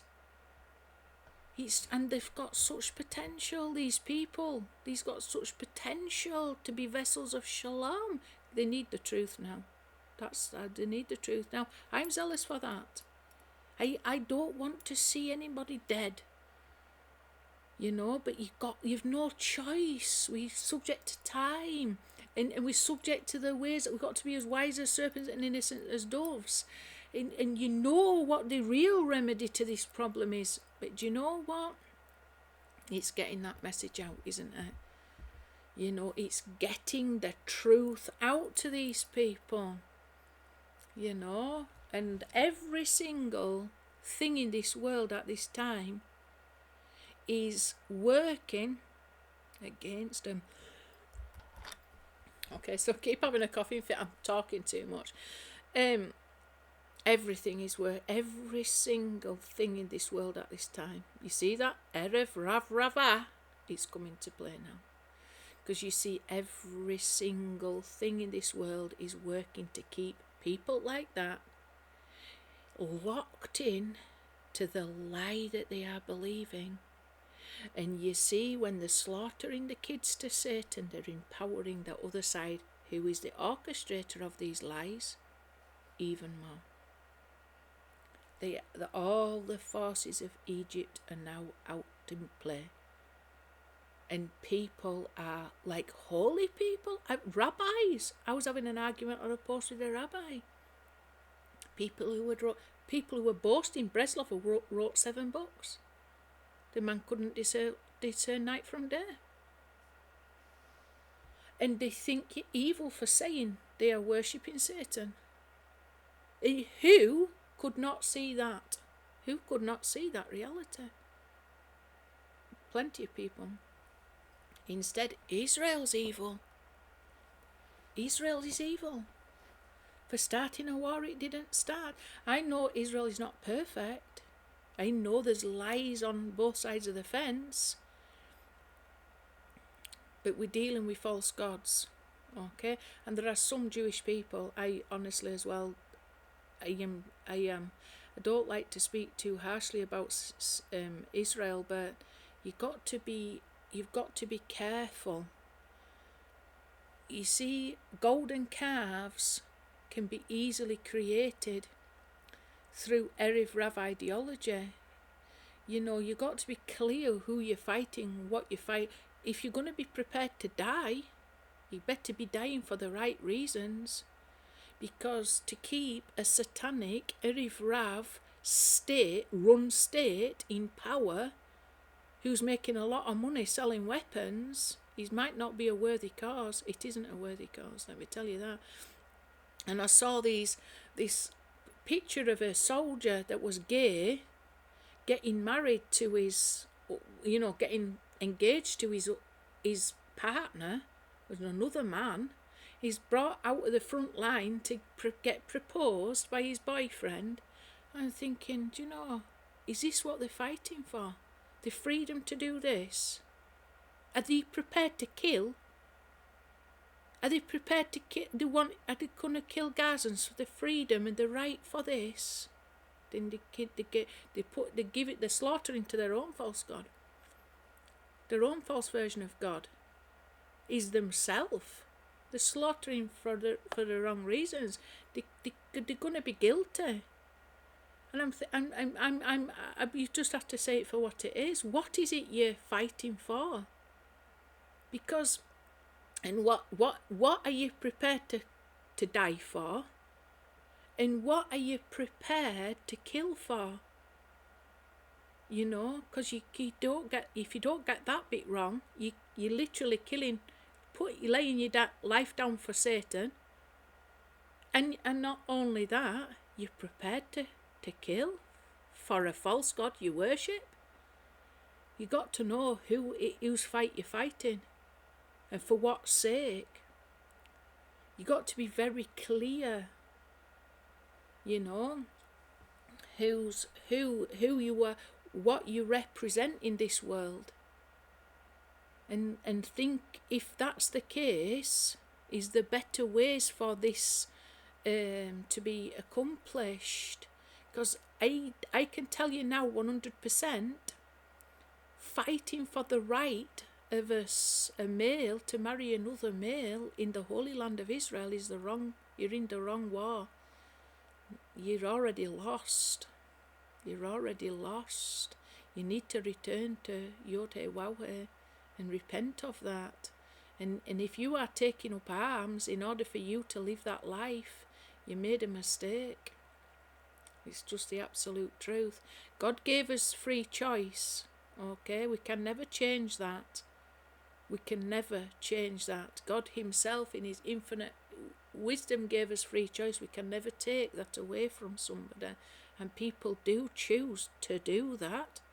But to die for that and to kill for that, you got to question. You got to question. You know, God gave you free choice, but to kill when you chose for the sake of you choosing evil is questionable, isn't it? You know, you got to respect free choice, but there's a limit. If we start thinking that we somehow have a right to protect our freedom to do evil in the Holy Land of Israel, as the children of Israel, we're fighting the wrong fight, as far as I can see and discern. Right, Ha'ivrim. So we take the regular and we take the Mispar Gadol and add them together, 1,214. It's all about revealing our Hebrew soul, which is synonymous with the truth. You see, to be Hebrew means you serve only Yod Heh Wawi and nothing else beside him. In truth, we serve one true God and only him, not our made-up, free will golden calves that we think is God, or our deranged, psychopathic, murderous, terrorist ideologies that we think is God. We serve in truth. Most Arabs, Yishmael was a Ivrim, came from Avram, who was the first Ivrim. He was a Hebrew who's got potential, got clear potential. Look at him up here. He's equivalent to the Melech Israel. What does that mean? Yishmael represents the divine feminine, the vessel. There's an equivalency between that and Melech Israel, which is we get from is connected to Moshe and Yeshua united, which is connected to Judah and Yosef together. They are the male Adam, the female Chava.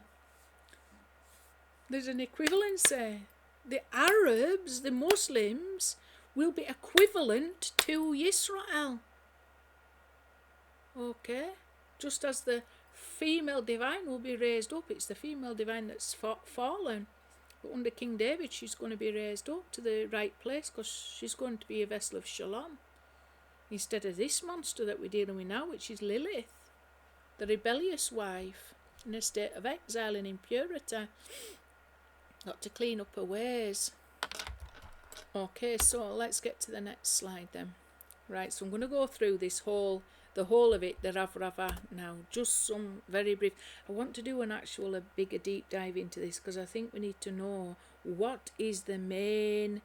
I did do more of an analysis into it. What is this big serpent targeting? You know, what is it really going after? So we've got this, look, one big serpent, one very big supernal serpent, like one big mess of evil. Right, so we've got different set of numbers if we include the Rav Rava, which I told you was connected to the big magicians of Egypt. Okay, the one that's going to bite the hardest and bring forth Mashiach quickest. So you've got this, you represent the people before God. So this is the concept of the intermediary. This is the concept of the Mashiach. Okay. Equivalent in some way, the ordinal of that to this number, 664. 4 times this. So they're going after the intermediary. They're going to try and bite their hardest. The concept of Mashiach ben Yosef gets a good old chomp from this big serpent. Also Moshe, because the Erev Rav have absolutely obscured the concept of Mashiach within Judaism. That's where they go. That's what they go after. The concept of Mashiach. They've literally erased the concept of Mashiach ben Yosef. In truth, they talk about it. But this is the entire secret inner meaning of the Torah. They talk about the concept of Mashiach ben Yosef, but then as the inner secret meaning of the Torah in Judaism, you've got Ein Sof, you've got Metatron. They're both filled full of erroneous doctrine. Greek philosophy and Metatron's just Gnostic. The concept of Metatron, the whole concept of Metatron, there's some truth in it. The whole concept of Metatron in Judaism, they've got bits of everything. The cosmic Christ of Paul is synonymous with the concept of Metatron in Judaism. Both are wrong. Erroneous, completely erroneous. So they've got the bit there, the bit hard, and we've had 2,000 years of exile. Okay. 116 is the ordinal of Mashiach ben Yosef. Listen. Okay, so Shimon ben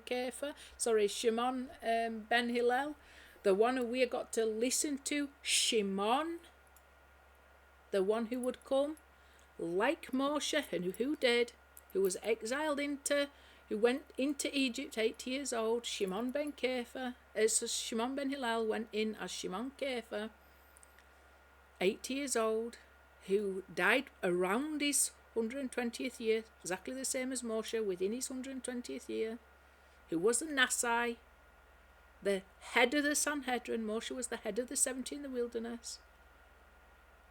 Listen to him. Why do we listen to him? Because he got the revelation of the upper face. That's why we have to listen to him. You see the one big serpent? That's who he goes for, and we can see it. It's starting to come out, the extent of this evil that has disguised this, the one that we were supposed to listen to. Okay? But from the concealment we get the revelation. So this is to Bathsheba, the daughter of Amiel. Okay? I don't really know how much to speak about that because I don't know much about it. I'd have to really research into it, but I put it up. People might know something about it. I don't really know why that would be. She's either some part of it that's an aspect of the concealment, or some reason for the concealment, which, you know, is very possible, or she's actually some part of the revelation, you know. Bathsheba. Okay, so I just wanted to point out this. A lot of troubles did come for David as a consequence of putting Uriah the Hittite into the fiercest part of the battle, because we've ended up, he wasn't permitted to build up the temple on account of these things. So the sages say that it was because of it, he had a lack of patience, because he was due to get this as his wife, but he wasn't patient enough. You know, probably his lower nature overwhelmed him at that time. Or he felt that she was destined for him, but he was impatient for it. So now we've had to wait, haven't we, very patiently, for King David's kingdom to be established on earth. We've had to be really patient and correct this defect in some way. So maybe that's something to it. We've had to be really patient, haven't we? Patient with God, and sort of like, you know, we want Mashiach now, and it's really not forthcoming. When we want him, he'll probably turn up when we've lost all hope. I don't know. I don't think so, but there is something in that. You know, it's very, we wanting to see Mashiach revealed, but there is a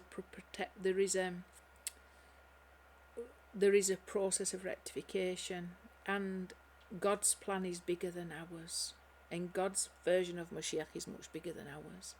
And you see, God's vision is for all humanity, not just for us, despite our religions trying to convince us of that. So sometimes we've got to be bigger than ourselves, haven't we, in order to get that bigger picture. We've got to take ourselves out of the we've got to take ourselves out of the centre of the universe and put Yodewaweh there, and we'll see, well, what is his plan then? It's not just for me. Yodewaweh's plans for all Adam and all Haya to be raised up face to face. Okay, so there was an impatient, now we've got to be really patient. And there's another thing that we have to be patient. Do you know why? Because there was a certain punishment that had to be meted out, and I think the Vilna Gaon gives this illustration where Mashiach ben Yosef is set to die. You know that light, it was set to go out. King David prayed for the light to the life of Mashiach ben Yosef to be preserved. So there was a decree against this light. But on the account of King David's prayers, the light will survive the Gog and Magog war. This is according to Vilna Gaon. But the consequences is that punishment's got to be meted out. You see, the rock that was intended to smash the life out of Mashiach ben Yosef has been broken down into smaller chunks. So you see all this suffering, we have to bear with it, and it's very difficult when our turn comes around to bear some of that suffering. But in the end, all humanity will be saved.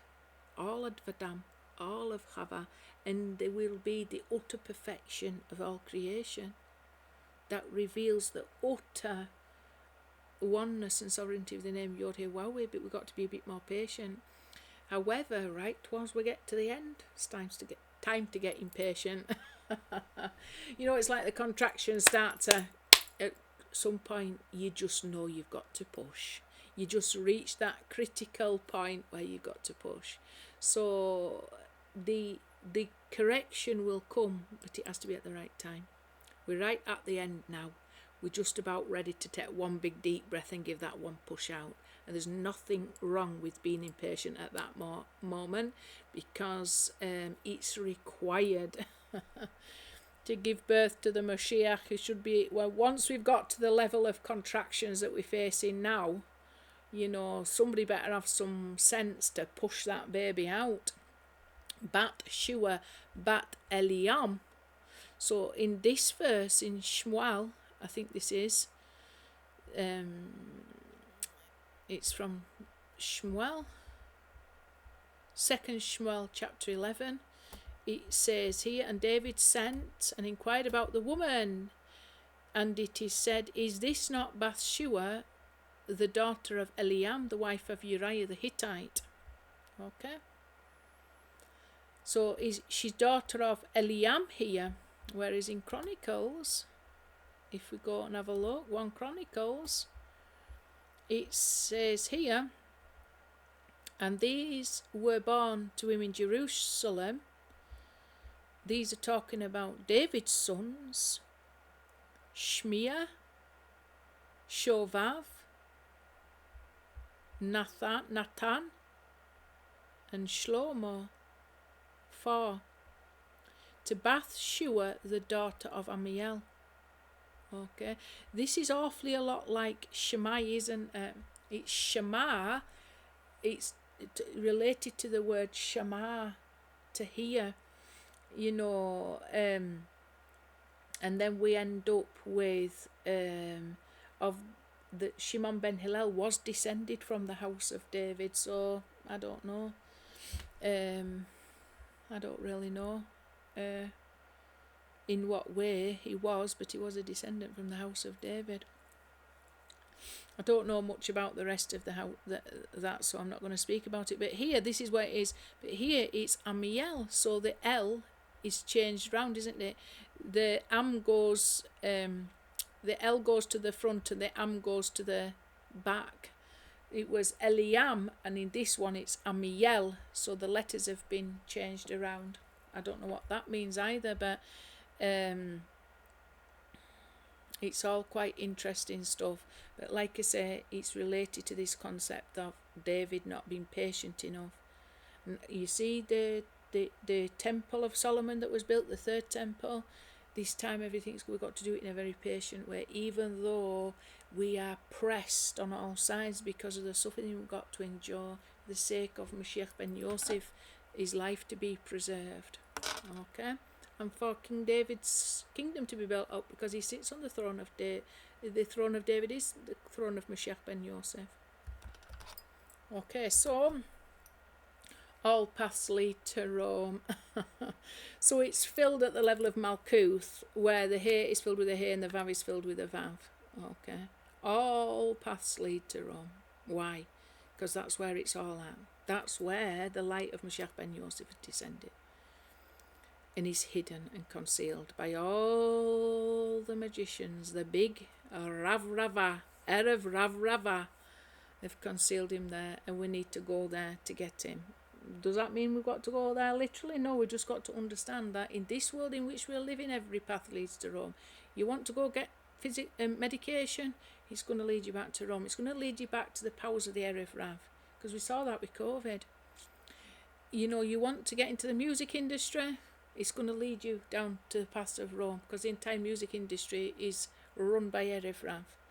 You know, everything is about Erev Rav influence, lies, delusion, fantasy, and it feeds our fantasy and keeps us hooked and addicted to Erev Rav. Even religion, it's all polluted with the leaven of the Pharisees.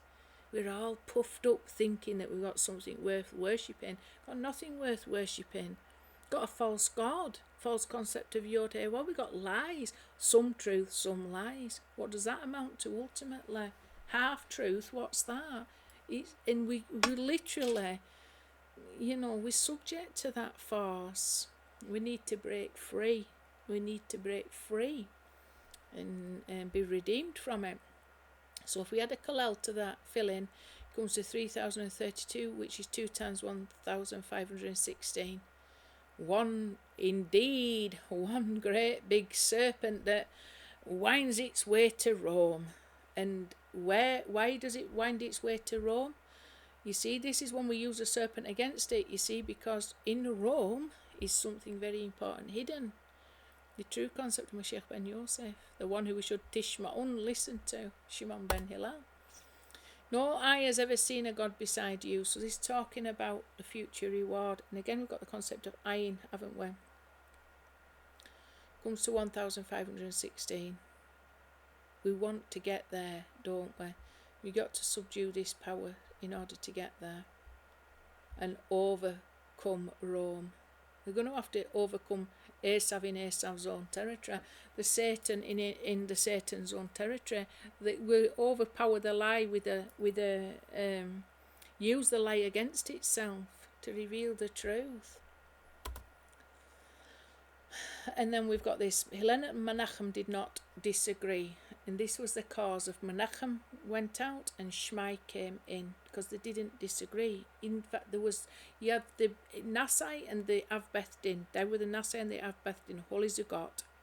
Because they agreed on the Shmaika of this Shmaika in the animal on a festival, the laying on of hands with some exertion, because they both agreed, there was no longer one opposite the other. You know, so Menachem went out and Shammai came in, but Shammai is Shimon ben Hillel, his own son. So this was like Avraham and Yitzhak.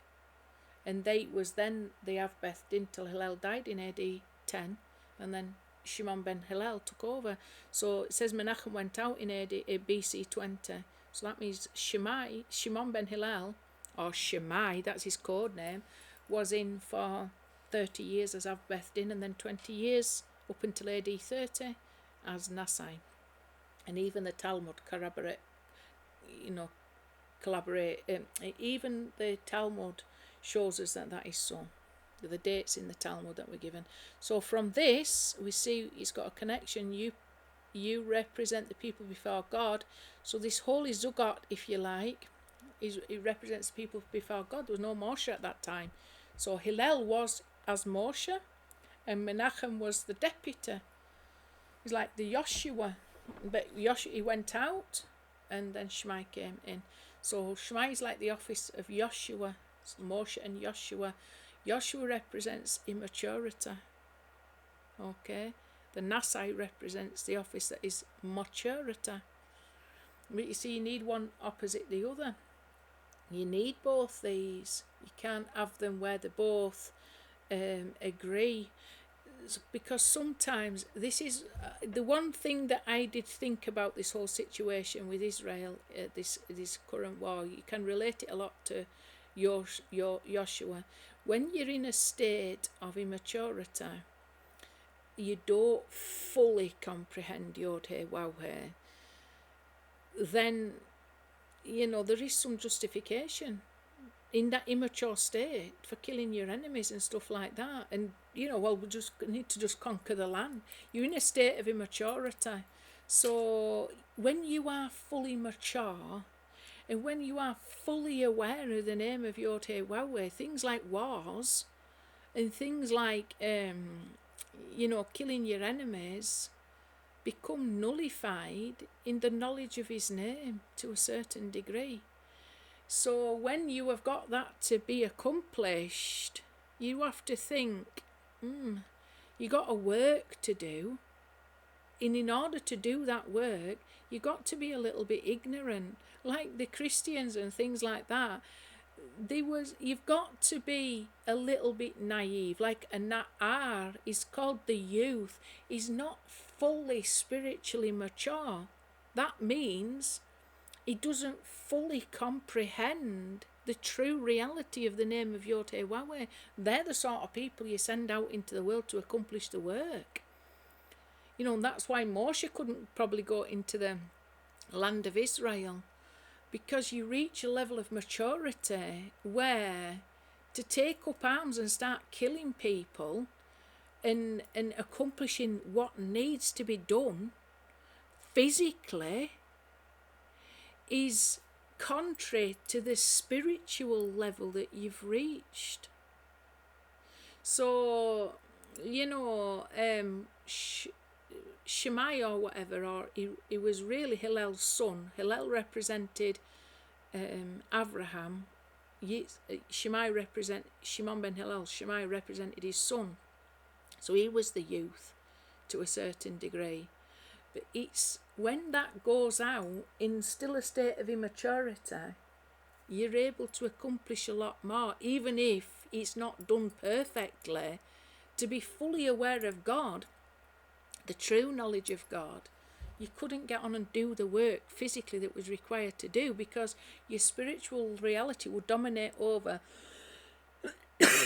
your physical reality. And you need to be in a state where your physical reality and perception is still dominating over your spiritual life in order to accomplish that. So you always need a Moshe to really guide, but you need that youthfulness that's a little bit ignorant of what's really, they're not as mature spiritually, so they've still got physical passions and drives and expectations that are going to forge forward, So with it, when Hillel and Menachem did not disagree, I think it's something to do with that. I think it's something to do with they both became spiritually mature. And because of that, there was no tension, not enough tension for them to lead a people, together. Okay. What else have we got then? That's just an idea that I thought about, because sometimes, like I say, when you're looking at this, what's going on, you think there needs to be a certain amount of youthful naivety almost, but passion to secure your borders and stuff like that, and to gain ground and to do the work that is required in order to accomplish that. There's got to be a little bit of your physical reality dominating over your spiritual reality in order to accomplish that. So we need the Moshe up on the hill to get rid of Amalek, but we need Joshua down in the valley doing the hard work. You need to have that balance between people who are spiritually mature and people who are not.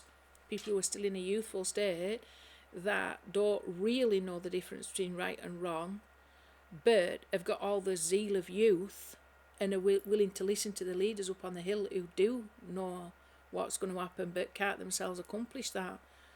because of their own spiritual maturity. You need that balance, one opposite the other. 166 up here. Okay.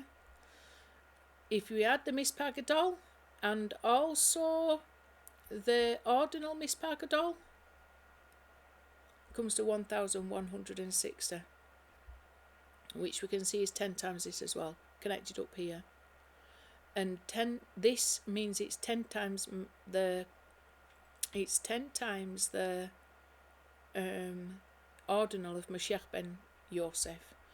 Also this, if we add up, 434 is the regular of Mashiach ben Dawid when Dawid is rectified. There's all kinds of numbers in this. If we add the mispagadol and the regular up, 1428, which is 7 times 204, which is 7 times the regular and ordinal of Yosef. And it's also equivalent to guard the way to the tree of life. Okay, so Moshe represents the tree of life. Joshua, to a certain degree, is a youth that's still subject to the influence of the tree of the knowledge of good and evil. Okay. 1428 is exactly the same up here. The ordinal of that is 204, exactly the same as Yosef. So you've got a situation where the ordinal is a multiple of a factor of the regular. Okay. 8 times 204, 8 times Yosef. Okay, so Yosef in a way is connected to the whole concept of the Na'ar, to Joshua. Oh, there's like I say, there is a state of naivety with Christians, and they do tend to have that kind of drive to go conquer. They have been down in the valley, haven't they? And Moshe, the Jewish people have sort of been there. They're the prayers on top of the hill, if you like. And then, Yosef's been the one out down in the valley getting rid of Amalek. There's a lot you could meditate on that and apply that to this current situation in Gaza, because like you say, they're up against Amalek now.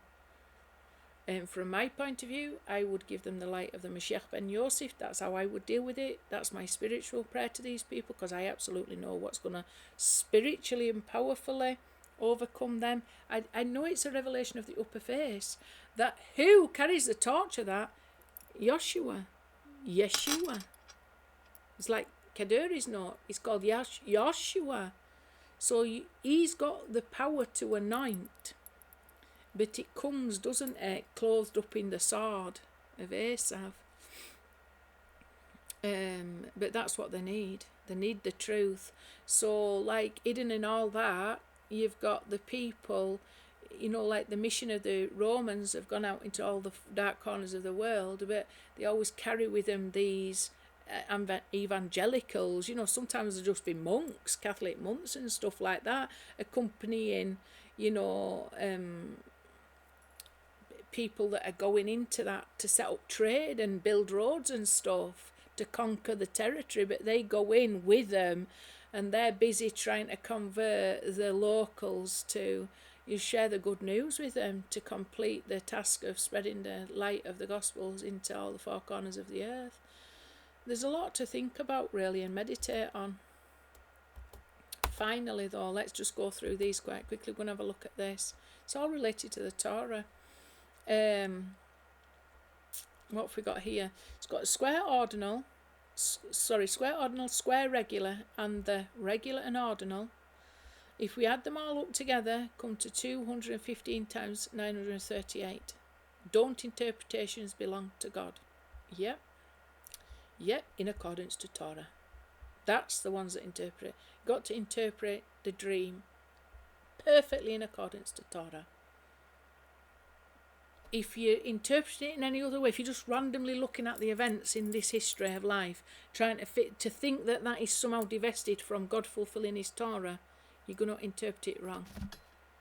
If you don't know that that out there, that even looks evil and dark, is somehow part of God fulfilling his Torah, and his ultimate Torah is to reveal his name, that's it. The whole purpose of creation is to reveal his name. You will get the interpretation wrong. If it's not yoked, if your interpretation of this dream is not yoked to Torah, you've got it wrong. 100%. And if it's not a good interpretation, because why would God be fulfilling his Torah in an evil way? A sloppy way? Half-hearted way? Perfectly, that's how he's fulfilling it. Perfectly. If you can't see that, you're seeing something other than a true reality and good interpretation. It's a bad interpretation. You've got it wrong. You see, your bad interpretation is going to inspire lies, is going to inspire imagination, is going to inspire you to serve a false god. Torah, just in case you wasn't sure, the filling out of Torah comes to 938 also. Okay. 101 is Michael, which is linked to the whole concept of Michael. Mi El Chamocha, who is a god like you. Okay, so that's the 13 attributes of mercy, the upper face, revealed in the book of Keter. So that's connected to that also. It's uniting them together, isn't it? If you want to interpret Torah right, you've got to interpret them. The two revelations of his name, they've got to coincide perfectly with one another. Snakes, vipers. So, and again, 101. So the Torah was given in a place of snakes and vipers and scorpions. I think that is related to the 1516. Just wait a minute. Yeah, snakes, vipers and scorpions comes to 1316, the same as no eye is seen, which was connected to the 1516 that we've just done. So snakes and vipers, what are those then? These are the forces of Satan that are in the desert. There was also in the pit of Yosef, snakes and scorpions and no water. This is all connected to that concept. The Torah is given in a place of snakes, vipers and scorpions so that we will prevail against the forces of evil. See these lies that we were getting, all the lies of the Erev Rav Ravah, the great magicians of this exile that are using every single road they built that leads to Rome to convince us or fool us into serving Satan and his lies, to bend our knees, to confess our tongues, to utter rubbish. We have got to use the power of the Torah. We got to overcome these forces, okay, with the truth of the Torah and defeat Satan in Satan's own territory, okay, which at this time is Rome. We've got to reveal that truth from the lie, and we've got to use it against the serpent itself, to defeat it. Our job is to defeat Satan. Our job is Yaakov wrestling with Satan through the night. We're only going to serve Yod here while we're nothing else beside him. So as we can see, it's likened to this filling out of the Torah, which is likened to this. To get to this, you've got to overcome these forces of lie and delusion to interpret this reality properly. Ein od milvado, there is none beside him. This is an absolute meditation. Okay, Ein od milvado, there's nothing else beside him. It's such a powerful meditation. Okay, 938. Without knowing that there is nothing else beside him, i.e., nothing of reality exists except him revealing his name through it in some way. It doesn't matter what our evil choices to choose good and evil conjure up in this world. God has got a plan that's good and it transcends all that. And he uses our evil free choices and our good free choices to ultimately reveal himself, to ultimately fulfill his Torah. This is part of the perfection. That even man making evil choices is part of God's utter perfection to ultimately reveal himself. There's only him. No matter how dark reality appears to be, there is only Yod-Heh-Wawi fulfilling his Torah perfectly, and that's it. There's only, it's all good. It's all good. It may not feel it, our body might not feel it, but our soul should know that it's only good. And the tree of the knowledge of good and evil. So we've had to contend with this, haven't we? We've been chomping down. Sometimes I think to myself, I think I've had to eat the whole tree. I think I've been in this life eating the entire tree. I'm down to roots, I'm sure of it. I've got a little joke in my own head. We've really taken more than a bite of the apple, haven't we? With this tree of knowledge of good and evil. I think between us we've eaten it all. It feels like we have. Like I say, I think we're down to roots. There's going to be no tree left by the end of it. 938. Don't interpretations belong to God. So this is the force we've got to wrestle with, isn't it? The consequences of eating from the tree of good and evil, like we were tempted by Satan to do. Okay, so now we're in Satan's territory, suffering from the influence both good and bad, not even able to discern the difference because we're immature, and we're in a whole lot of trouble then, aren't we? We've got to get to a place of maturity, and only the truth can mature us, and that takes time to reveal. It comes to 1084 Mispar Gadol, which is the same as Mashiach ben Dawid rectified. That's the Mispar Gadol of Mashiach ben Dawid rectified. It's also 2 full years. So we're in a process of 2 full years. We've got to suffer 2,000 years, the years of Mashiach, the years of Mashiach ben Yosef, that reveals the Torah of Mashiach ben Yosef, the secret inner dimension of the Torah of Moshe. They're yoking together, the upper face and the lower face. It's a long time, but we're nearly there now. It will be completely up in 2030. We've not got long to go, but we're right at the evening, and you see the Erev Rav Ravah are going to come out to play, and they are doing, and we're going to be so deceived. We're going to be so deceived if we're not careful. We're going to fall prey to the delusion, and they're using everything. Even I think these vaccines that we've taken, you know, they're there to affect the way our brain works, so we're not going to be able to perceive true reality. We've got all the texts that we want, the supposedly holy texts that do nothing but lie. They get you, there's some truth and some lie. It's a mixture. Nobody's able to discern right from wrong, good from bad. So they just swallow it down whole, but that's going to put you in a difficult situation, because it's like tree of knowledge of good and evil. You can't discern one from another. You're just going to have good consequences that come out of it, but bad consequences that come out of it also. Got to separate yourself from the evil. So we're in this process 2,000 years, Shanatayim Yomim.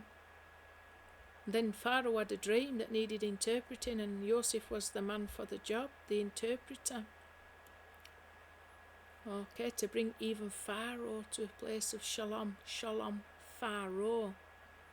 That's what it says in the text. Lo, I will send you Elijah the prophet. So, what did Elijah do, by the way? He told them that you're worshipping Baal. Do you think that they was actually worshipping Baal? I don't now. Because you'd see people who were saying, they were reckoning on the worshipping God, and the Muslims, but they're behaving like that. They're worshipping Baal of some sort. Or gash yourselves. Go on then, gash yourselves. See what this God of yours is going to do. You know, they're rolled up in these places, thinking their God's going to save them. There's some people who sit down and have meals. This is what they've done in the past. Invited all the family around, 25, convinced them that God is going to protect them from the aerial bombardments that they were warned about. It's just the same, Elijah. You're worshipping Baal and you don't even know it. I don't even believe they was intentionally worshipping Baal. They just had a false concept of Yod-Heh-Wawi that was equivalent to false god, Baal, and it takes the spirit of Elijah to say, look at what you're actually worshipping. What's it? Have they come to help you? Did they stop your kids from dying? Because they no doubt, and there was probably, well, we're prepared to sacrifice, but God will protect us. This is the sort of delusion that they think, go gash yourself then. Is he come yet? This God of yours that you're worshipping, what's he done to protect you? Nothing. You gashed yourself. Look at you. You're prepared to cause yourself to suffer, and still your God won't show up for you. You got to. You see what you can do? Undermine them with the truth. That's all Elijah did, didn't he? He exposed the futility of this imagined concept of God that they was worshipping and gashing themselves over. You got to do the same. People think because they're called Muslims they're worshipping God when they're not. They're not when they're holding the children as sacrificial animals. And thinking they're serving God, they're not serving God, they're sacrificing the kids to Satan. Not that, I mean, I don't believe that there's a real false God, but, you know, they got it wrong. It's a false concept of God that they are sacrificing to. Baal worship. But they don't even know that they truly think that they are worshipping the one true God. Why would he expect you to do that? Why would he expect you to do that? He's only ever good. He's only ever kind. He's only ever gracious. He changes not. He's only ever forgiving. He's patient and long-suffering. Why do you think God requires you to kill your baby for him? Is it going to appease him? He don't change, he's not angry. I've heard people say, Jews tell me God is weeping. Okay, God is not really weeping, because he changes not. But you see, the way we perceive him can change. If we are eating from the tree of the knowledge of good and evil, we perceive that God changes all the time. If I do good, he'll be good. If I do bad, he'll be bad to me. We think God is like that because we're eating off the tree of the knowledge of good and evil. We've got a mixture. Maturity is when you just know there's only good. God changes not. Is immovable. You need to start worshipping the God who changes not. That's always kind, always merciful, always forgiving, always gracious, always truthful. Start imitating him like what Elijah did, and then we'll get somewhere that we need to be, i.e. redemption. It precedes a revelation of the Mashiach. Why? Because he's got to get rid of all the false messiahs that we've got in our imaginations. He's got to get rid of all the false concepts of God from our imaginations. There's a spirit of Elijah now. I've been exposed to it. One way you can access it is through doing the Havdalah. There's a wonderful song at the end of it. You ask for Elijah to come. We need Elijah. We need an illumination. We need to be able to discern, like Elijah did, the false God from the truth, the true revelation. This is the big serpent, isn't it? Time. It's equivalent to time. By the way, here, all the ordinals of it come to 216, which is David rectified. The square ordinal plus the regular plus the ordinal, plus it's Gevurah. We don't get there without a struggle. So Metatron is the 6 working days, because Arizal says the 6 letters of Metatron stands for the 6 supernal days. Okay. Metatron, therefore, has got 7 letters. This is another spelling of Metatron. The 7th day, the Shabbat, this is the upper soul of Moshe, or equivalent to the upper soul of Moshe. The 6 supernal days, where the work to separate between good and evil occurs. Yeshua represents the Shabbat, the Holy Shabbat. He says, I am the master of the Shabbat. The work is complete of separating good from bad. You're at the soul level of Mashiach. This is the upper ladder. But like I say, we got to come down the ladder in order to build the house of God. Leviathan is really connected to Mashiach ben Dawid. How do we know? Because 490 is the same as Malkuth, and it's also the same as the three nouns to describe the moon, Hameor, Hakatan, Alayla, come to 496, and it's also red with beautiful eyes. She's describing Mashiach ben Dawid. So, if we take the regular and the ordinal and the square ordinal and add them all up, they come to 4 times 1084, which is this. Okay? So this, in a way, is a big serpent called time and space. It's connected to the concept of time and space. That's why we're in a time frame to reveal the Mashiach. It's a little bit complicated because all these are phenomenal. It's like the Matrix, if you like, something like that. It's really the letter Aleph as well. You know, the upper Yod, the Vav, and the lower Yod. It's like the serpent wrapped around the staff. So, you know, the head going up and the tail going up, and somehow the middle wrapped around the staff. It looks like a letter. You can make it look like a letter Aleph. I've done it before.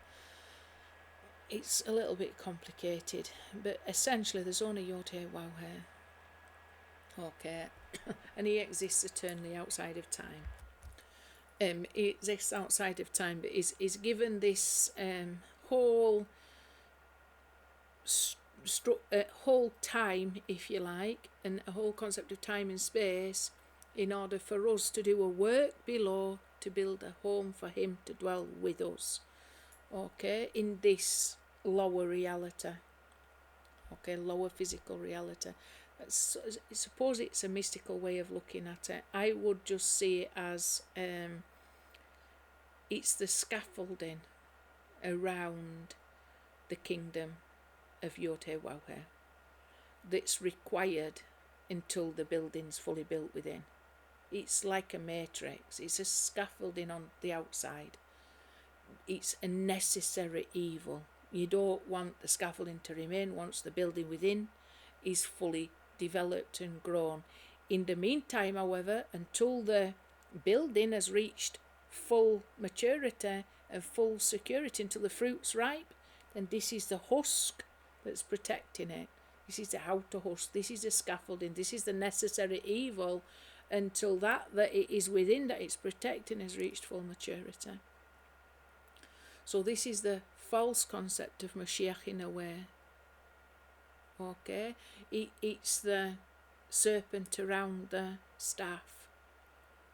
It's until we've reached, Adam and Chava have reached full maturity and able to look at each other face to face, and the evil scaffolding can be removed.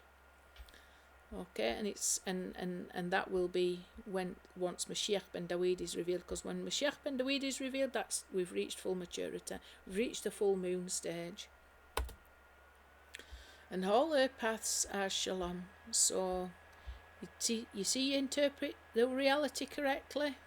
All their paths are shalom. They're all going to lead to shalom. You see, we need shalom because we need the nations subduing to the aspect of to the side of shalom. We need them to be the holy vessels to fill with the light of the name Yod He Waw He. But that's not going to be accomplished unless you get this interpretation right that's based on Torah, after battling with all the forces of evil and needing the spirit of Eliyahu to help. That you are a valiant woman, Eshet Chayil. Ultimately, the Muslim people, they will be an Eshet Chayil. They are the wife of Adam. Adam is Israel. They are the nations. They are the vessel of Shalom that will fill with the light of Israel.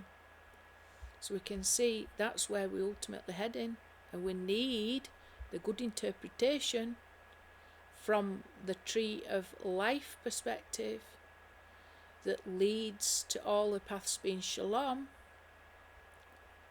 that rectifies the entire nations and raises them up to become a valiant woman, Eshet Chayil, crown of a husband.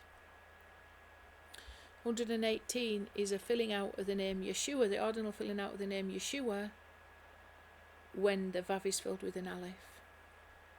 So we can see that is connected to Yeshua, Yeshua, the upper light.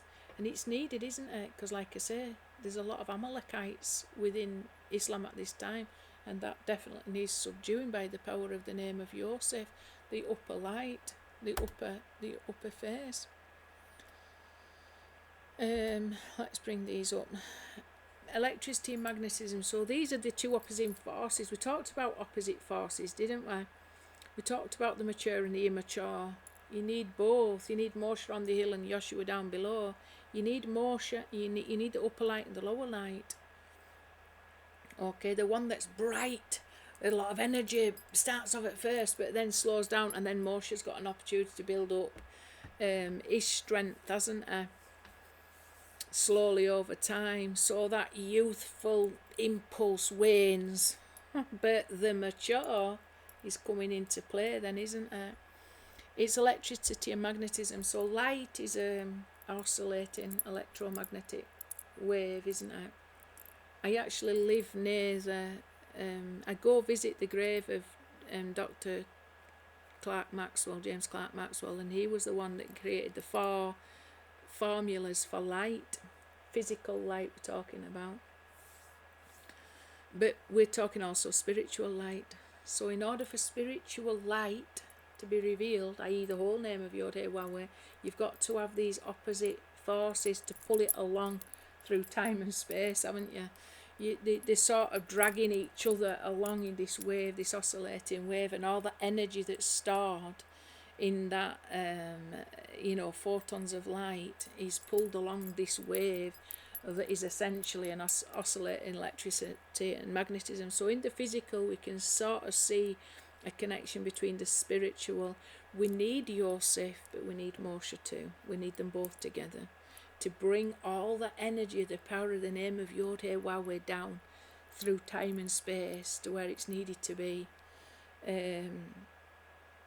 There's always got to be the one opposite the other, and it's that force of opposites that cause that the energy to be transferred over through time and space. Pretty fast, by the way.